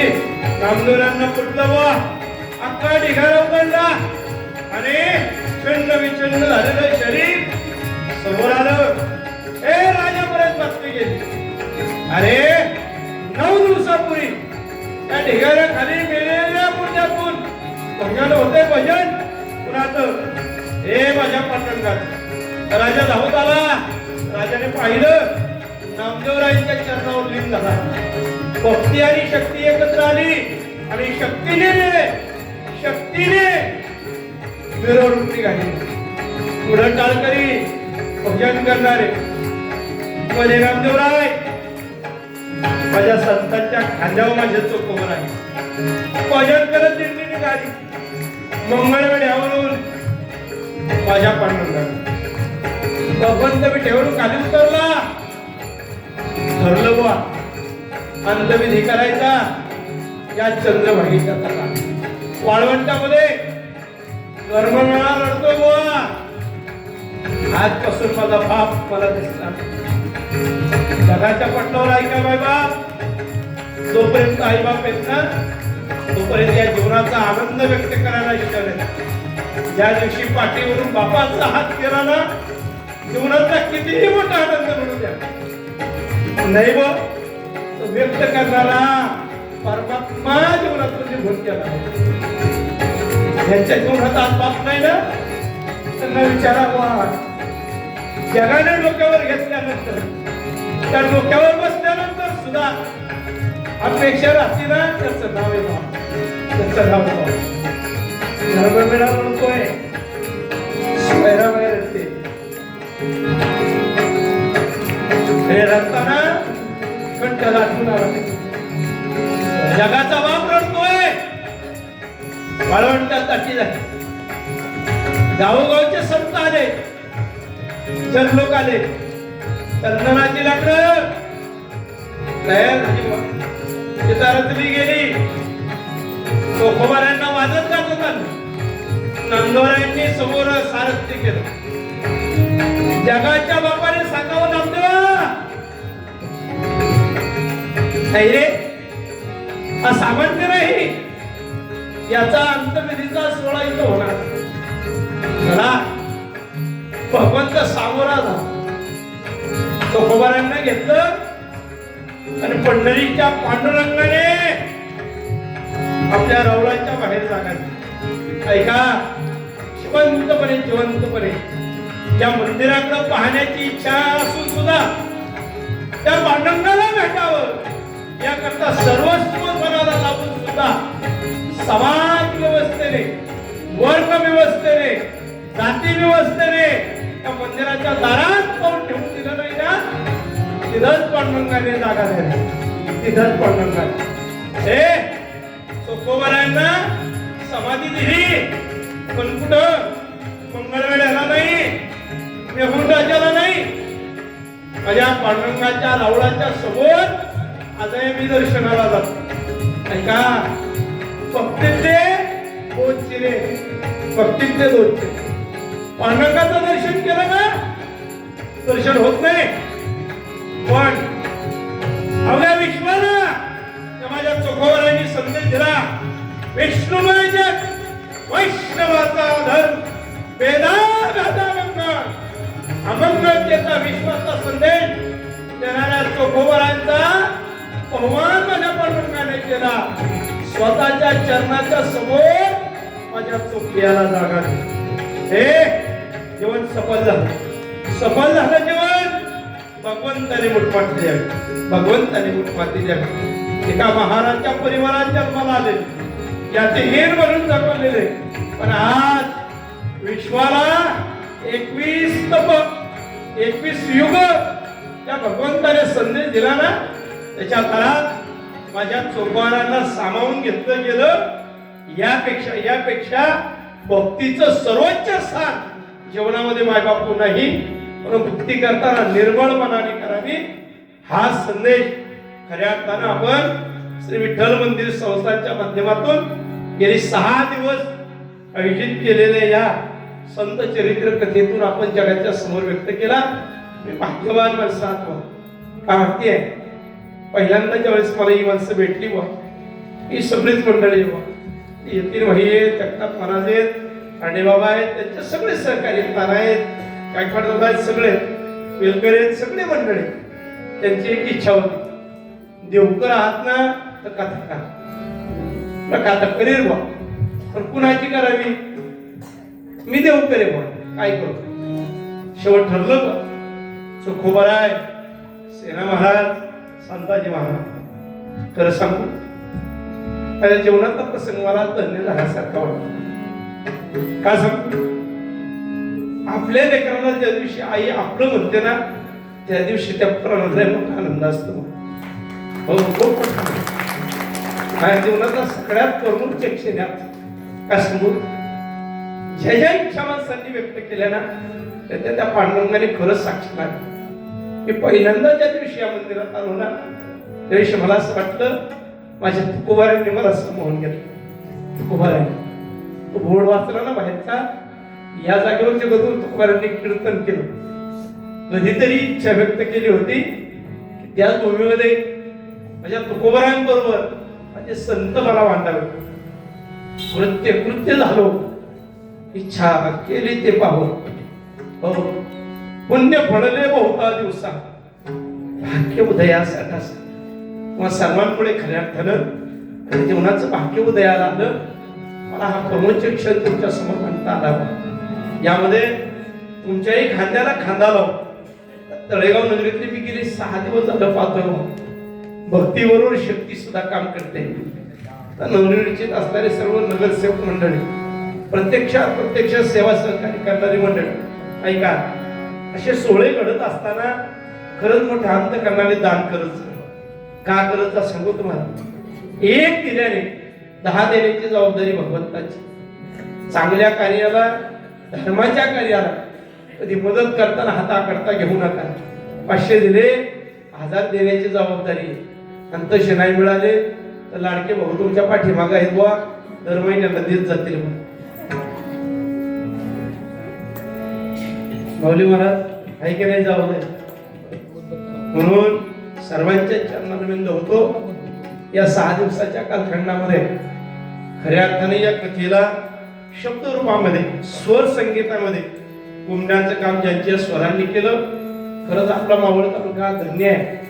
भक्ती क्षेत्रामध्ये सुद्धा, दातृत्वामध्ये सुद्धा आणि नेतृत्वामध्ये सुद्धा.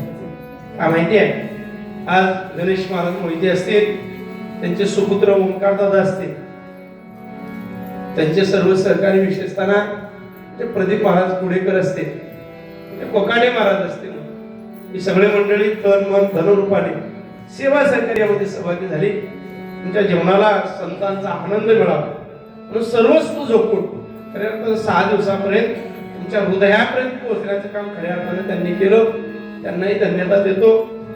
या व्यासपीठापर्यंत पोहोचवण्याचं काम खरंच मला ज्या माऊलींनी केलं, लेकराप्रमाणे खऱ्या अर्थानं रोज माझं अक्षर करावं, मला इथपर्यंत सोडावं, मलाही चरणारविंद होतो, मला इथपर्यंत घेऊन सुखरूपपणे माझ्या परिवारापर्यंत मला सोपवण्याचं काम ते माझे ज्येष्ठ बंधू महादेव काळोखे त्यांनी खऱ्या अर्थानं केलं. त्यांनाही धन्यवाद देतो. 6 दिवस खेळीमेळी गदारोळी तुमच्यापर्यंत माझा स्वर पोहोचवण्याचं काम एक सुंदरपणे ज्यांनी सिस्टीमच्या द्वारे केली, त्यांनाही खऱ्या अर्थानं धन्यवाद देतो. या सेवेमध्ये तन मन आणि धन रूपाने जी सगळी माणसं सहभागी झाली, त्या सर्व दातृत्वशील कर्तृत्वशील व्यक्तिमत्वांना, ते संयोजक रोजचे आयोजक, या सर्वांना खऱ्या अर्थानं धन्यवाद देतो. या सगळ्या संयोजक मंडळींच्या चरणारविंद होऊन या कथा मंडपामध्ये ज्यांनी ज्यांनी सेवा केली, ज्यांनी ज्यांनी आपल्या नित्य स्वरूपाची भजनाची सेवा आणि व्यवस्थेची सेवा केली, त्यांचं खऱ्या अर्थानं पांडुरंगाने खरंच कल्याण करावं वा त्यांच्या जीवनातल्या इच्छा पूर्ण कराव्या हे भगवंताकडे मागणं मागतो. या सगळ्याला खऱ्या अर्थानं सध्याच्या कालखंडामध्ये चित्रफितीच्या द्वारा खऱ्या अर्थानं गुंफण्याचं काम अत्यंत तरुण वयामध्ये मावळ तालुक्यामध्ये भक्ती क्षेत्रामध्ये खूप प्रसन्नता ठेवून आनंदाने खऱ्या अर्थाने यामध्ये सहभागी होणाऱ्या कृपालीताई नाणेकरे यांनी हे सगळं शूटिंग केलं, त्यांना सुद्धा धन्यवाद देतो. अनेक तरुण मंडळी यामध्ये सहभागी झाली. या सर्वांना इष्ट भगवंताने द्यावं एवढी भगवंताकडे इच्छा करतो. आजची झालेली सेवा 6 दिवसाचा तुम्हाला मिळालेला आनंद याबद्दल ऋण व्यक्त करतो आणि थांबतो. उद्या आज कथेची सांगता आपली या निमित्ताने झालेली आहे. म्हणजे आज आपला स्वरूपविराम. उद्या सकाळी बरोबर 10 ते 12 या वेळेमध्ये कीर्तन सेवा आपली संपन्न होईल. आल्याच्या कीर्तनाने आपल्या कथेची सांगता होईल. या दरम्यान आपल्या सर्वांचं चरणारविंद होऊन आजच्या माझ्या सेवेचा समारोप करतो. यानंतर निवेदन होईल, यजमानांचा सन्मान होईल, नित्यनेमाने चोखोबरायांची आरती होईल आणि त्यानंतर आपल्या कथेचा समारोप. एक भैरव विनाची आणि मग आपल्या कथेचं सांगतात.